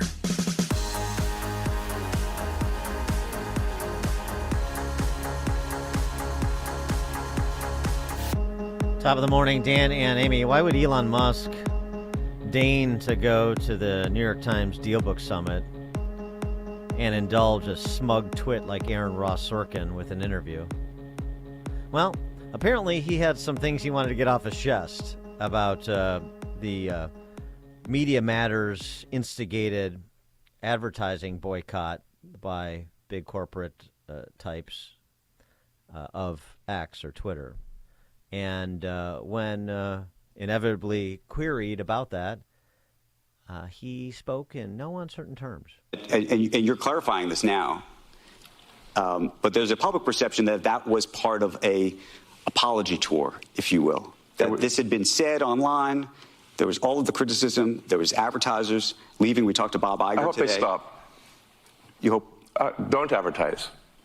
You don't want them to advertise? No. What do you mean? If if somebody's going to try to blackmail me with advertising, blackmail me with money, go f*** yourself. But go f*** yourself. Is that clear? I hope it is. Hey, Bob, if you're in the audience. It's clear to me. I mean, people in the audience were laughing. I'm like, I don't think he thinks this is funny. He's telling the truth. It was a little bit of nervous laughter because it was, I think, rather unexpected. For more on the topic of Elon Musk going thermonuclear, that's the title of his piece, Mark Hemingway, senior writer at RealClearInvestigations.com, joins us. Mark, thanks for being with us. Appreciate it. Glad to be back. Were you taken aback at all by Elon's blunt pushback to corporate America? I guess I wasn't surprised, but, at the same time, everybody in the media space, and I mean, just public intellectuals in general, let alone people that are, powerful in the business world, have become so, and afraid of any sort of backlash for anything they say. And so it's still just amazing to hear someone of his stature say that. Well, yeah, and not to mention who he's directing it to. So, Bob Iger at Disney and these other corporations that have fallen in line with this, I think it's fair to call it fraud that was perpetrated by Media Matters and is now the subject of a lawsuit filed by Elon Musk. Develop that for a little bit for us, will you? Yeah, well, basically what happened was a couple of weeks ago, Media Matters, which is basically an execrable organization. I mean, they exist basically to silence and intimidate people. I mean, what they do is they go and they take outrageous comments that people say in cable news or snippets from columns or whatever that they didn't like. And, very often, they take these things wildly out of context and they try and basically, highlight these things and scare the person, by giving them negative publicity. In the case of Elon Musk, what they did was just absolutely incredible. They basically followed a bunch of people on Twitter that were known for being edgy or extremist, and then they gamed the system by refreshing their feeds over and over again. Twitter is a very detailed thing. There are legal briefs that they filed, explaining how this was artificially created. They basically went out of their way to manipulate Twitter's platform to get corporate advertising next to extremist tweets or whatever. And then they went to the corporations themselves and were like, do you support this platform, you putting your advertising next to these white nationalists or whatever? And the corporations, of course, all freaked out. But, Twitter, points out that, they can prove, they're alleging that they can prove that in some cases, these tweets were literally seen by, twice, including by the person that originally posted it. So it really was just, a blatant attempt, according to them, to, make Twitter look bad and silence them because they're the only major platform out there that is doing anything to stand up for free speech, essentially, and can't be controlled by, the organizations like Media Matters or the Democratic Party. I mean, you write in your piece, what is in play here may be nothing less than free expression in this country. This is more than about the bottom line. And so, I mean, explain what you mean by that and whether you think Musk agrees with you.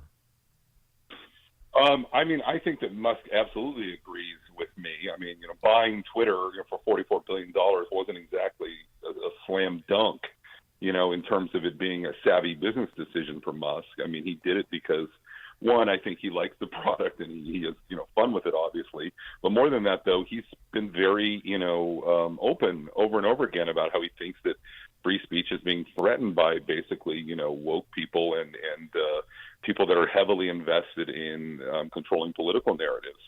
If you just look at what happened in 2020 with, Hunter Biden's laptop, where Twitter under the previous ownership, without even looking into the story, immediately censored people. I mean, not just put advisories or tried to warn people this was fake news. They literally made it for, so that you couldn't share the New York Post link to the story about Hunter Biden's laptop. And of course, now even the New York Times and the Washington Post admit that the Hunter Biden's laptop is true. I mean, everything on it appears to be, accurate. It has not been manipulated by shady Russians or anything, but that was the narrative right out of the gate, and they censored it going into an election to try and control the outcome of that election. I mean, there's no question about what happened there. And when you see things like that happen, you should be worried about whether or not we're going to, live in an environment where the First Amendment allows people to make informed decisions about elections.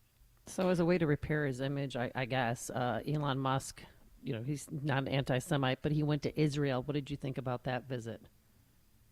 Look, I mean, obviously, this was another situation here where, he responded to something that I think got totally he wasn't exactly careful. I mean, one of the things about Twitter is that it's because you're limited to 280 characters or whatever it is, it's very easy to say something, pithy or something that is much more nuanced in a direct way, and get in trouble. And he responded to this tweet having to do with, Jewish interests, which if you read the tweet in a very favorable, reading, I don't think it could be construed as anti-Semitic at all. And lots of Jews actually wrote to Elon's defense.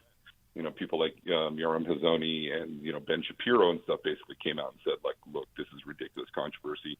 But the reality is that anything that they can do to tarnish Musk and, to paint this portrait that he's, he's an extremist himself running an extremist platform, they're going to use to try and go after Musk and to go after X or Twitter, because the current sort of, information regime cannot stand that there is one major outlet for news out there that isn't engaged in massive self-censorship to further basic political narratives that, favor a DC establishment at a time when all sorts of things are going wrong in this country.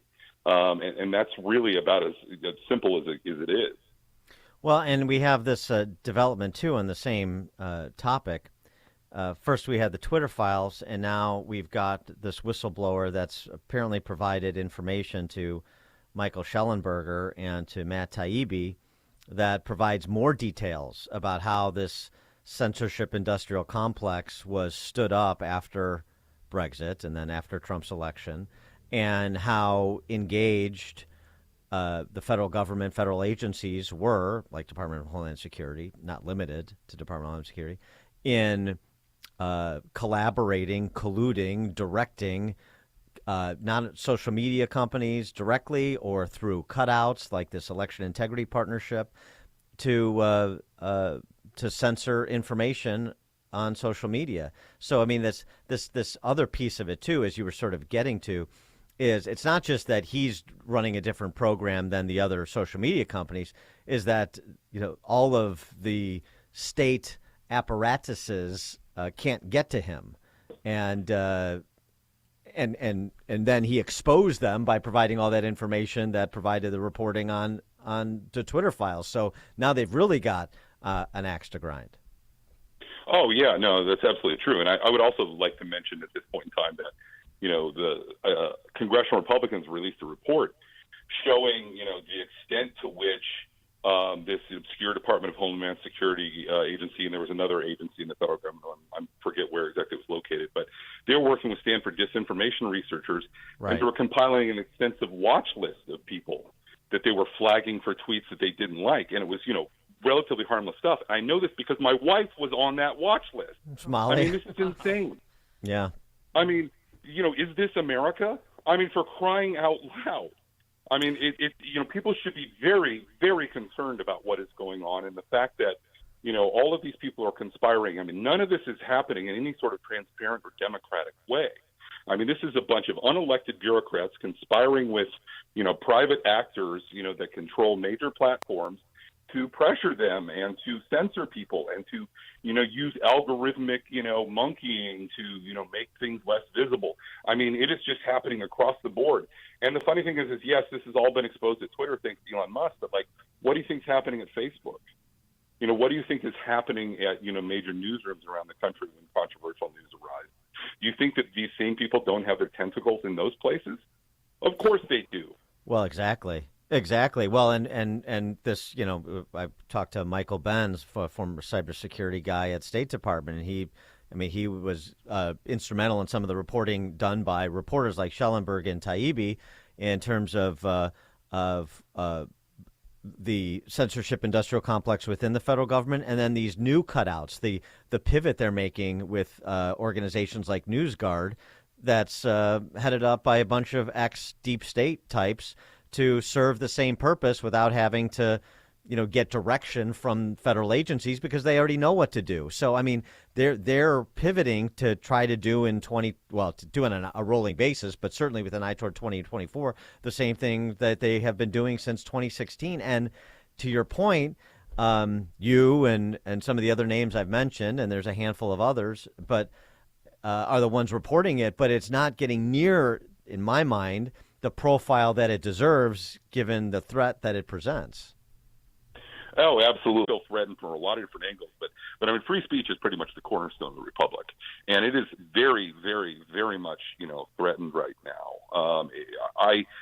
I don't know what to do about it. I mean, I'm writing frantically all the time on these topics. Yeah. It seems like, and so are lots of people out there. I mean, there are plenty of good people out there. You've mentioned them.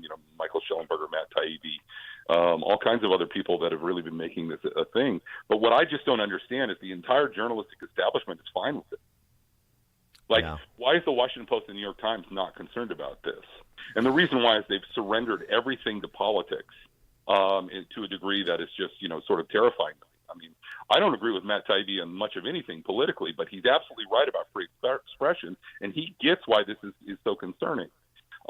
Just because your favored, regime is in power right now, and, they're pushing some sort of, left-leaning agenda that you're really happy about doesn't mean that can't change, and the same people and different people can't come in and use these same tools that have been built up to censor people against you. I mean, this just seems like so patently obvious, and it's so weird because somebody who's been in journalism nearly 25 years. When I started out, I mean, every single person in every newsroom that I ever worked in would have agreed with me on this, even though I was always more to the right than most of my colleagues. But the people that were, the solid Democratic left-leaning people in the newsroom, they would have agreed on the bedrock principle of free speech. If we don't have that, then we don't have anything. And yet somehow now, no one in the broader media is concerned about the very thing that allows them to operate, that is the lifeblood of what they do. They're content being, basically state propaganda. It's crazy. Mark Hemingway, senior writer, RealClearInvestigations.com, his piece, Why Elon Musk is Going Thermonuclear. Mark, thanks as always. Thanks for having me. Thank you, and he joined us on our turnkey.pro answer line.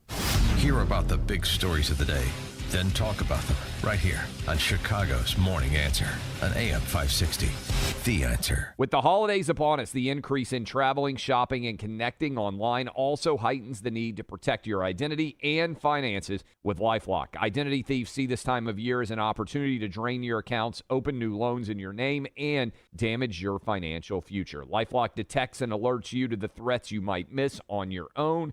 Don't let the busy holiday season catch you off guard. Save up to 25% off your first year with promo code CLAY. LifeLock.com, promo code CLAY.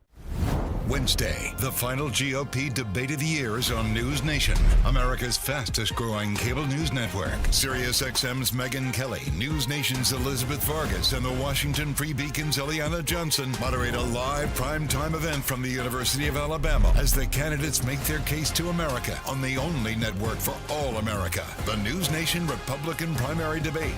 Live Wednesday, 8 Eastern. To find News Nation on your TV, go to joinnn.com. Ask yourself, what did you have yesterday? Any fruits, any vegetables, any salads? If not, try Balance of Nature. 31 whole fruits and vegetables, real food, real nutrition. I love it. They take the fruits and veggies and they put them in a capsule by turning it into a powder substance after an advanced vacuum cold process, which stabilizes the maximum nutrient content. So a lot of people take it because they have increased energy and the ability to keep doing the things that they love even as they age. So get your health back. Try Balance of Nature now. The number to call, 800-246-8751.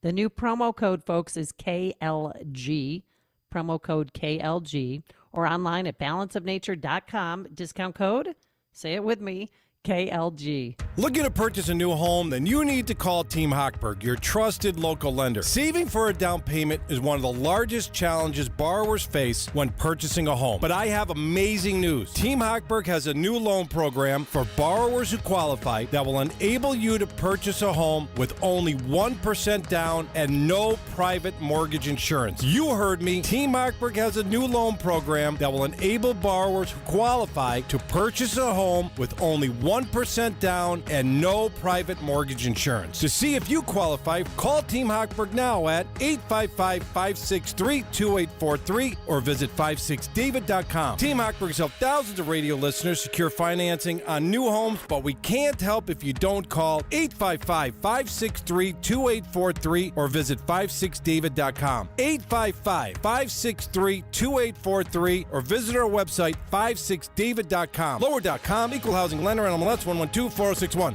Dan Proft and Amy Jacobson here, and if you're a small business owner or you make the marketing or advertising decisions for a business, then this message is for you. Our annual Food for the Poor campaign is underway, and this year we're helping to raise money for children and their families in Latin America and the Caribbean who are desperate for access to food. Millions of people, including many children, are suffering during this season of economic decline, unemployment, and rising food prices. Here's how you and your business can be part of the solution. Become a Food for the Poor business benefactor. Just make a $2,500 tax-deductible donation to Food for the Poor, and AM 560 will give you 40 one-minute commercials to air here on AM 560 The Answer between 5 a.m. and 8 p.m. Monday through Friday at no additional cost to you. It's the best deal in all of Chicago radio. Just call Anjanette Natowski at 847-472-8951. Again, that's 847-472-8951, or go to 560theanswer.com/food for the poor. It's the Season of Inspiration sales event at Wilkins Mazda in Elmhurst. If you're looking for a new or pre-owned Mazda, you need to visit Wilkins Mazda in Elmhurst. You'll find the Mazda you want, and the price you see is the price you get. There are no games, no gimmicks. And right now is a great time to buy a new Mazda with limited time Black Friday savings all month long. Right now, get 0.9% financing on select new 2024 Mazda CX-5s and select new 2024 Mazda CX-90s for 36 months. Or get 2.9% financing on new 2024 Mazda CX-50s for 36 months. And get your Mazda ready for winter by scheduling your next service appointment right online at WilkinsMazdaCars.com. Wilkins Mazda is conveniently located in Elmhurst off York Road and 290, just minutes from Oak Brook, downtown, and Schaumburg. Experience the next level of excellence at Wilkins Mazda in Elmhurst. Visit WilkinsMazdaCars.com. With approved credit through Mazda Financial Services for qualified buyers, see dealer for details. AM 560, The Answer. All right, coming up on Chicago's Morning Answer. Have you ever made a personality hire? Salem did when they selected me, but we'll take your calls, 312-642-5600, turnkey.pro answer line on the personality hires that are all the rage among the Gen Z set, 838. Oh, I can't wait, but now let's head into the newsroom. Here's Mike Scott. 39 degrees at 8:30. The truce between Israel and Hamas extended for another day, but that ceasefire is on shaky ground after a shooting in Jerusalem leaves multiple dead and several others injured. It happened in East Jerusalem. Those who opened fire are known to have ties to Hamas. Police in Germany have arrested 2 teens that they believe were planning a Christmas terror attack. Fox's Jonathan Savage. It's alleged the two agreed in an online chat group to attack one of Germany's famous Christmas markets. The suspects were arrested in different parts of the country. A 15-year-old in the western state of North Rhine-Westphalia and a 16-year-old in the eastern Brandenburg region. The 16-year-old is reported to be a Russian citizen originally from Chechnya. It seemed very concrete, said one official of their alleged plot. 7 years ago, 12 people were killed in a truck attack on a Christmas market in Berlin. Jonathan Savage, Fox News. Henry Kissinger is dead, the iconic diplomat dying Wednesday at his home in Connecticut at age 100. The former Secretary of State was awarded the Nobel Peace Prize in 1973 after negotiating a ceasefire agreement between the U.S. and Vietnam. The 2023 Atlantic hurricane season ends today. finishing up what NOAA called an above normal season. However, NOAA's own statistics show only 8 tropical storms made landfall. Only 2 had wind speeds over 110 miles an hour, making it actually the quietest hurricane season since 2015 in another El Nino year. A pregnant woman who jumped from a third-floor window was among 6, including a firefighter, injured after a fire broke out at a West Chicago apartment building early this morning.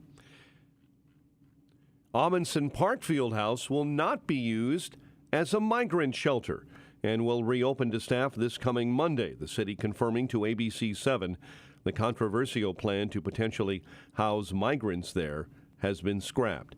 However, work continues on base camp construction at 38th and California in the Brighton Park neighborhood.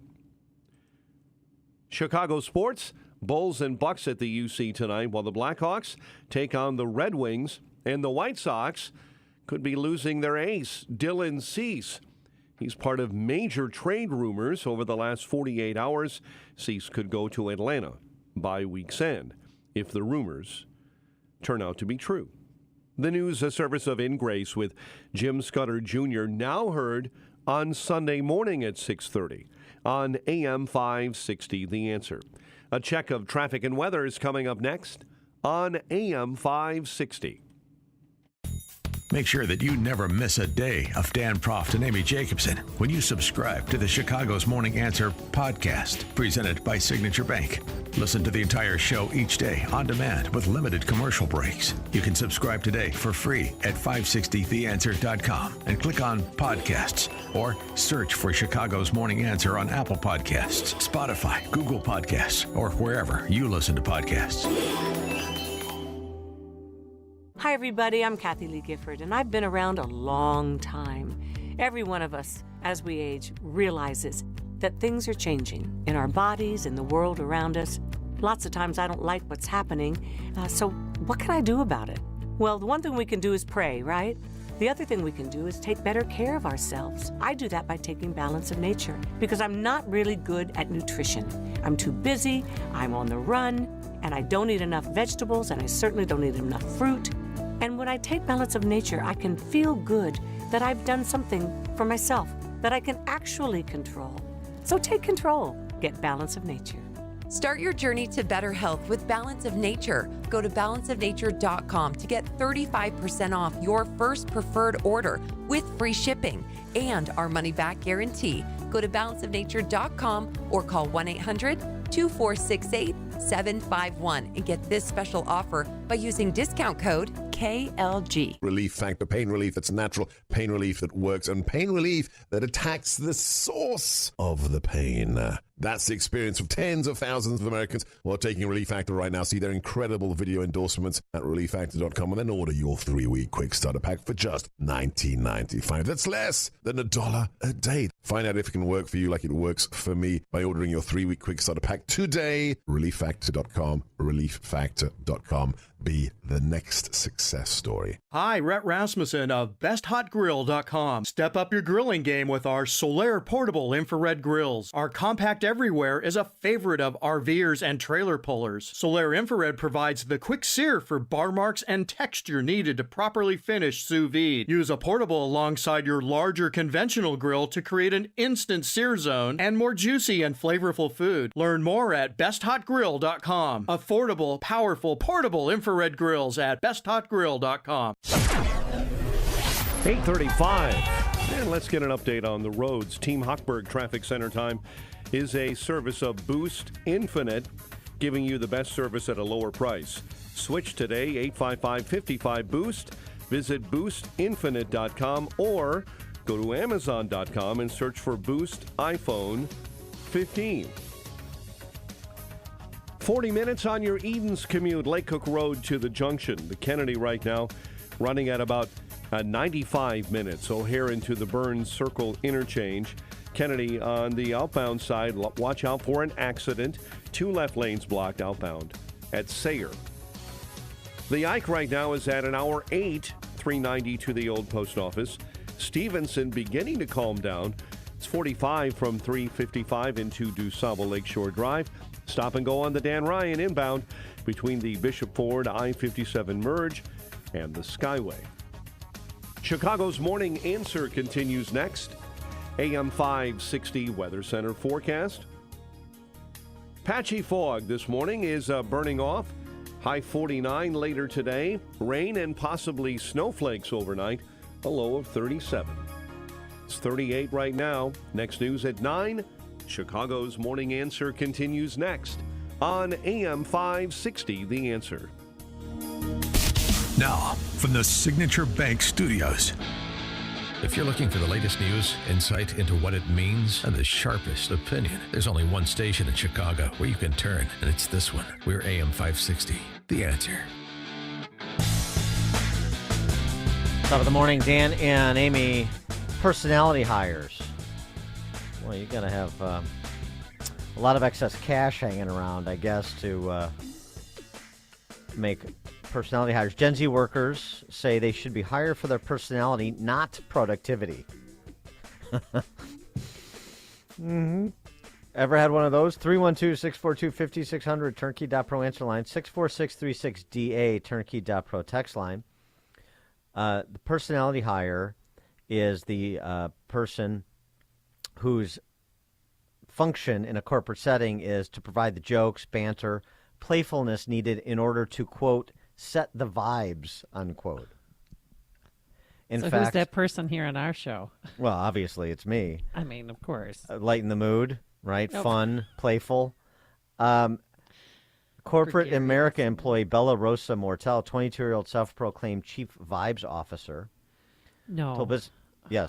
Told her Business Insider previous managers have appreciated her energy, calling it the nicest compliment she has received. Mm-hmm. There's examples of this. This is, I guess, popular sharing going on TikTok.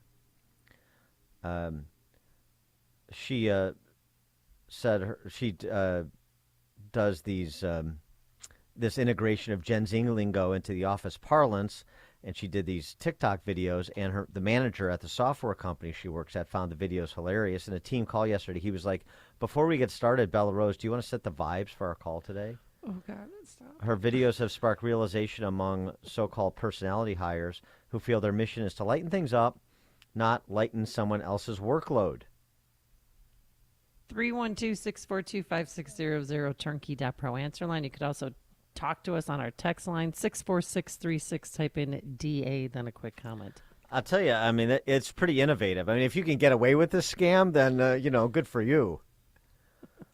I would have to say, I think our vibe director is definitely Justin Kosick, hands down. The personality hire is also the client whisperer. The personality hire is crucial to the social equilibrium of the workplace. That's some of the benefits provided by the personality hire. Mm-hmm.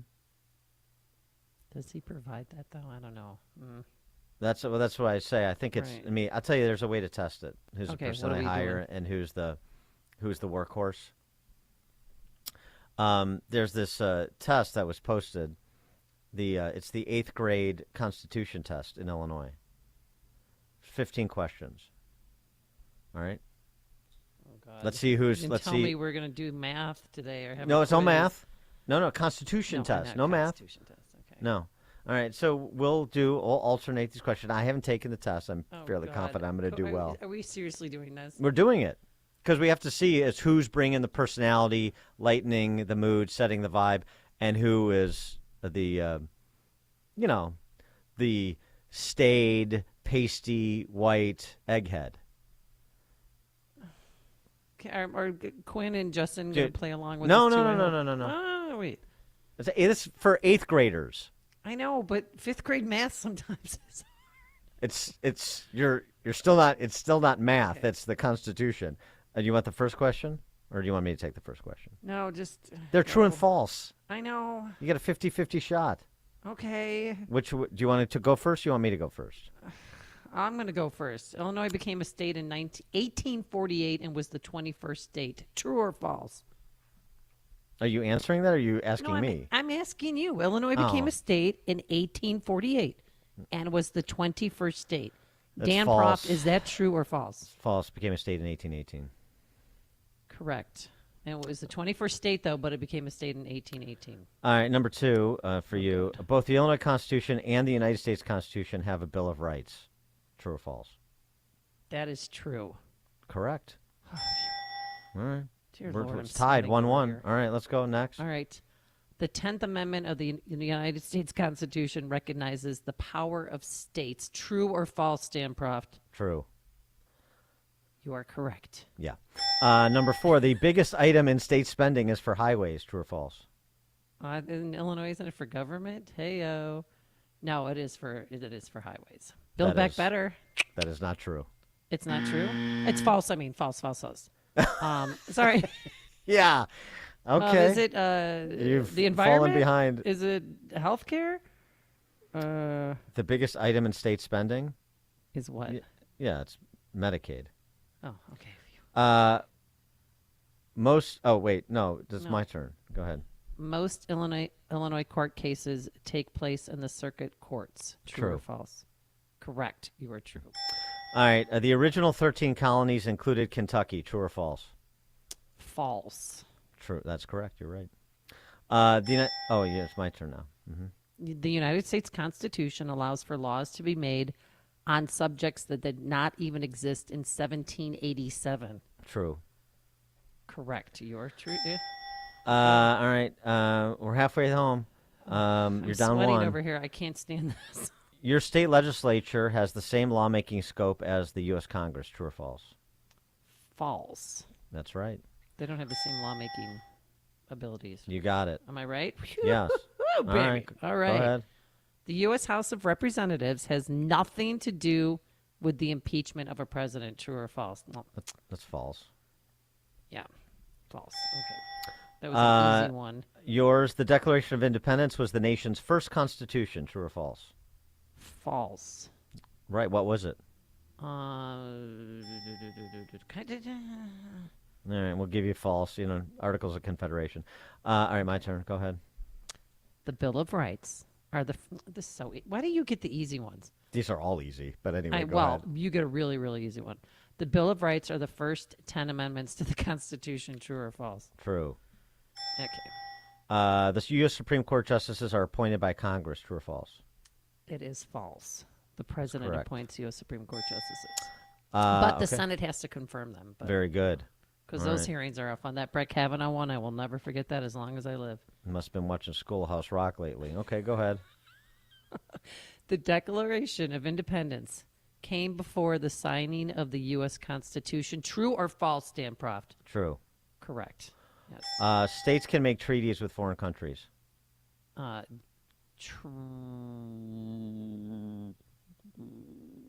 on.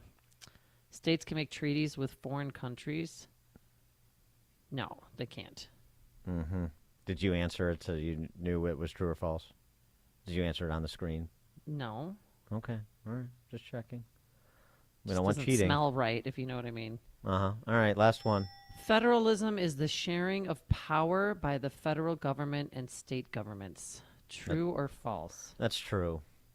Correct. All right. So since I beat you by 1, I guess I'm not the personality hire. Oh. I'm a bit crestfallen. We did all of that to see who the personality hire was. Well, that's here. we had to figure out some substantive way of doing it, some way to measure. All right. Alan in Northwest Indiana, you're on Chicago's Morning Answer. Good morning, everybody. I just thought it was funny that you guys have found like the 1% of the people that actually have a personality in the millennial class, because most of the people I run into, they can't even hardly carry a conversation. You go to a store and you talk to them, and they're like, hey, how's your day? You get like one word if you're lucky. That's all I'd say. They're glued to their phones, and COVID did not help sticking people, kids in their basements or in their bedrooms for 2.5 years. Yeah, neither do the government school systems. David in Winnetka. Hey, guys. Good morning. Thanks for having me on. So I don't know if this exactly hits the subject, but this was when all the insanity started. I was driving for Uber down in the city. It was my morning route was always, downtown, in the Crush. So this gal's in my car. She's a millennial. She just got her job. And this is at the time when all the millennials were complaining, I went to college. I can't get a job. Blah, blah, blah. So She was the one of the lucky ones. She'd been to this place for about 2 weeks. One day was her manager calls her. She's like, Sue, where are you? It's 8:40. You're supposed to be here at 8. There's 50 people here. We can't start the presentation without you. And she's like, I've been thinking about this. It's just not 8 to 9 or whatever. 8 to 5 doesn't balance with my work-life balance. Work-life balance. That was the first time I ever heard something called a work-life balance. So I'm listening to the conversation, and she's like, well, all right, we'll talk about that. But meanwhile, get here. Well, where are you? How far are you? And she's like, well, we're 10 minutes away, but my driver's going to have to stop at Preet's to get me coffee because, I just can't drink your coffee. And while I'm listening to this stuff, my head's about to explode. I'm in the far left lane on Lake, Wacker. I muscle through all these cabs, and I was seeing it's sleeting, it's icing out. I pull over to the far right lane, and I go, get out. I Jackie Gleason her, like when you would kick Art Carney out. Get out of my car. She's like, what are you talking about? She refused to get out of the car, and the cops had to come and literally extract her from my vehicle. So another 40 minutes goes by that she's not at work. It was just unbelievable. And one more quick thing. This is definitely off the point, but I just got to share this because it was so nuts. How'd that impact your driver rating, by the way? Yeah, good one. So it went up actually. Talk about that. So I was at my extended family's for Thanksgiving, and politics comes up, and I'm like, oh no, here we go. They're all lefties, and so.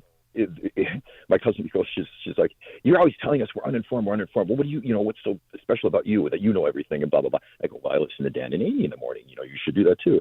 Oh, and she goes, so we start going at it. And she starts talking about Hamas, and she's referring to Hamas as he. So finally I go, who is Hamas? What is Hamas? And she goes, God, you're so stupid. He's a king. I go, oh, King Hamas. She goes, yes, King Hamas. Oh my God. People are going to the voting booth. All right, very good. Thanks and for it's the so call, funny. David. Speaking of that, like Cynthia Nixon, from Sex and the City. Oh, sure. The lesbian. She ran against Andy Cuomo. Yeah, that's right. And she's on a 48-hour hunger strike because she wants a ceasefire in Gaza. It's like, honey, if you went there to visit, they would throw you off of a building because you're gay. Ugh. I mean, what is 48 hours? It's just a cleansing anyway, right? She can do at least 192 hours. Come on. She should not eat as long as the ceasefire is in effect. Mm-hmm. So that would be, 5 days now. Mike, Northwest Indiana. I think the millennials have discovered moonlighting. David Addison character is the guy they're looking for. The personality hire. Yeah, there you go. There you go. Nice pop culture reference. Very good. Thanks for the call, Mike. Well, I guess we've established today that Amy Jacobson was the personality hire here. Oh. So congratulations for that. You know what? I'm going to own that. Now I'm going to say thank you, Dan. Dan and Amy, Chicago's Morning Answer. You're listening to Chicago's Morning Answer with Dan Proft and Amy Jacobson on AM 560. The Answer. Hi, everybody. I'm Kathy Lee Gifford, and I've been blessed to have a wonderful career for a lot of years. People still come up to me all the time, and they go, how are you, Kathy Lee? How's your va-va-voom? And I laugh with them, and I tell them, still going strong, still taking my balance of nature every day, and telling all my friends and loved ones to do the same. Because it's balance of nature, changing the world, one life at a time. Start your journey to better health with Balance of Nature. Call 1-800-246-8751 or go to balanceofnature.com to get 35% off your first preferred order with free shipping and our money-back guarantee. That's 1-800-246-8751. Go to balanceofnature.com or call 1-800-246-8751 and get this special offer by using discount code KLG.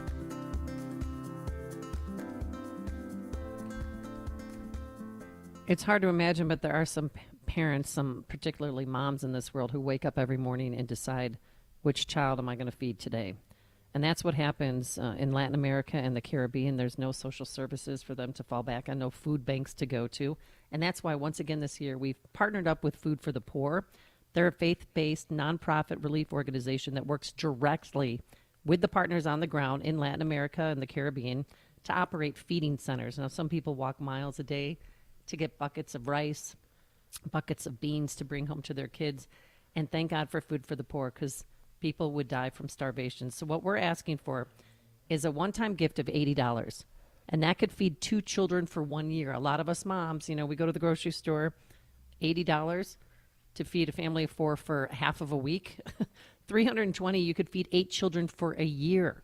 So the impact your gift can have here will be life-saving. And to make a gift of any amount, please call 844-862-4673. Again, that's 844-862-4673, or simply visit 560theanswer.com/food-for-the-poor. And, of course, we have our Business Benefactor Program again this year. It's nice to see we've got some, I recognize some of the people who've signed up for the Business Benefactor Program from being business benefactors before.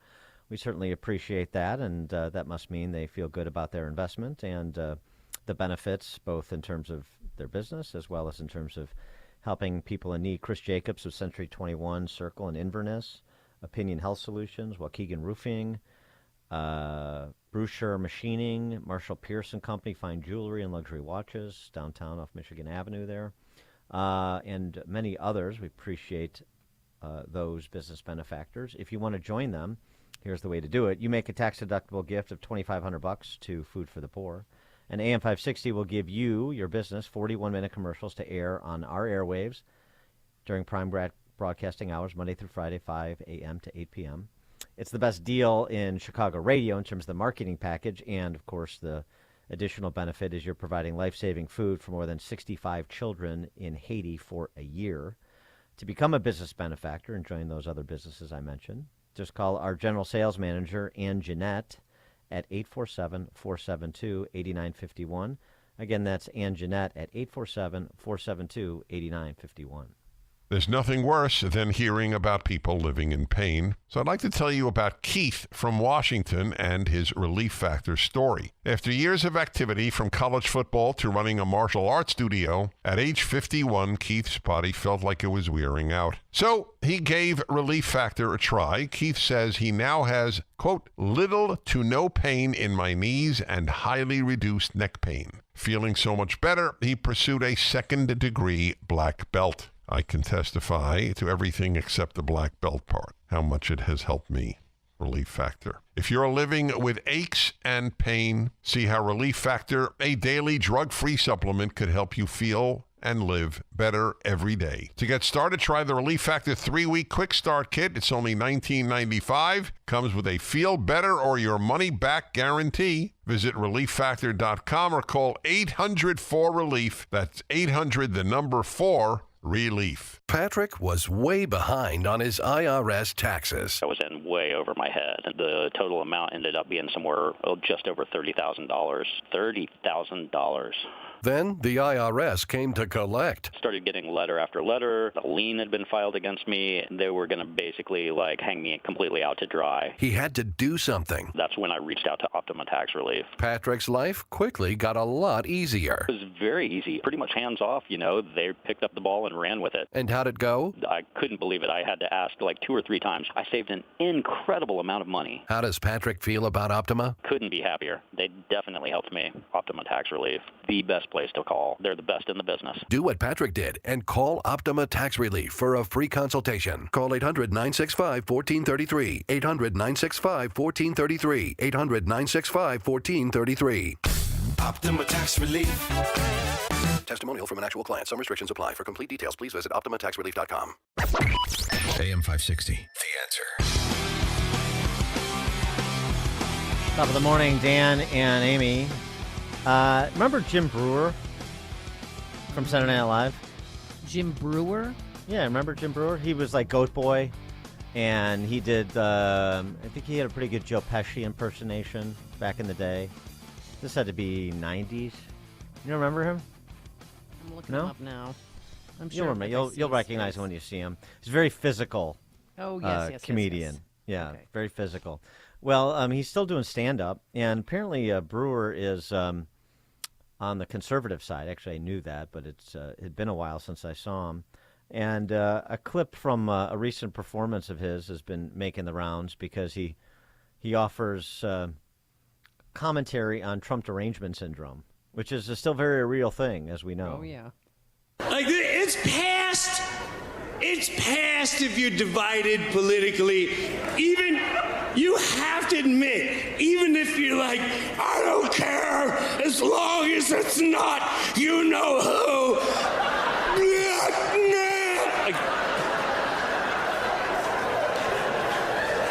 was like a demonic, like the devil came out and just whoever, like, we're gonna make people hate Donald Trump, hate. Get him. I hate Donald Trump. He's a racist. He's a dead white supremacist. He's an insurrectionist. They lynch people.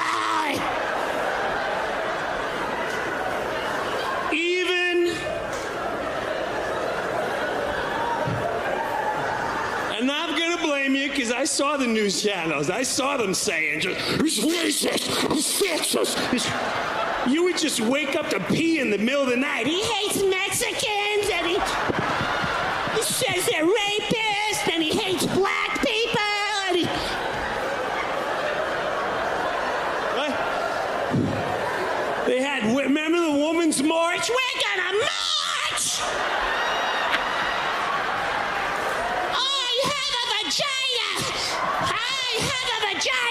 Oh, they knew what a woman was then. Pretty That good. is perfect. Yeah, that was pretty good. Oh my gosh. You know his Trump derangement syndrome is Michelle Obama. Because I have to tell you, Dan, guess what? I don't think she's hot anymore. I have fallen out of love with her. Really? Did you see her at Rosalind Carter's funeral? Or the service that they had in Atlanta for her before her funeral yesterday? I did not, no. Oh, you got to check it. She is. So all the first ladies were there, all the living first ladies, and she was positioned next to Melania Trump. And so she said, so was Melania, Michelle Obama. You got to check out this video. I mean, she was an ice princess. And when she walked in behind Melania, she was giving her the stink eye like I've never seen any chick give a chick the stink eye before. It was so classless and disgusting that I don't think she's good looking anymore. All right. Okay. Wow. And then Laura Bush was there, pleasant to everybody, because that's, how a woman should act, especially in a situation when it's not about you, it's about Rosalind Carter who died. Mm-hmm. And it was you got to. You have any more predictions about Jimmy Carter's demise? I know you got him in the Deadpool.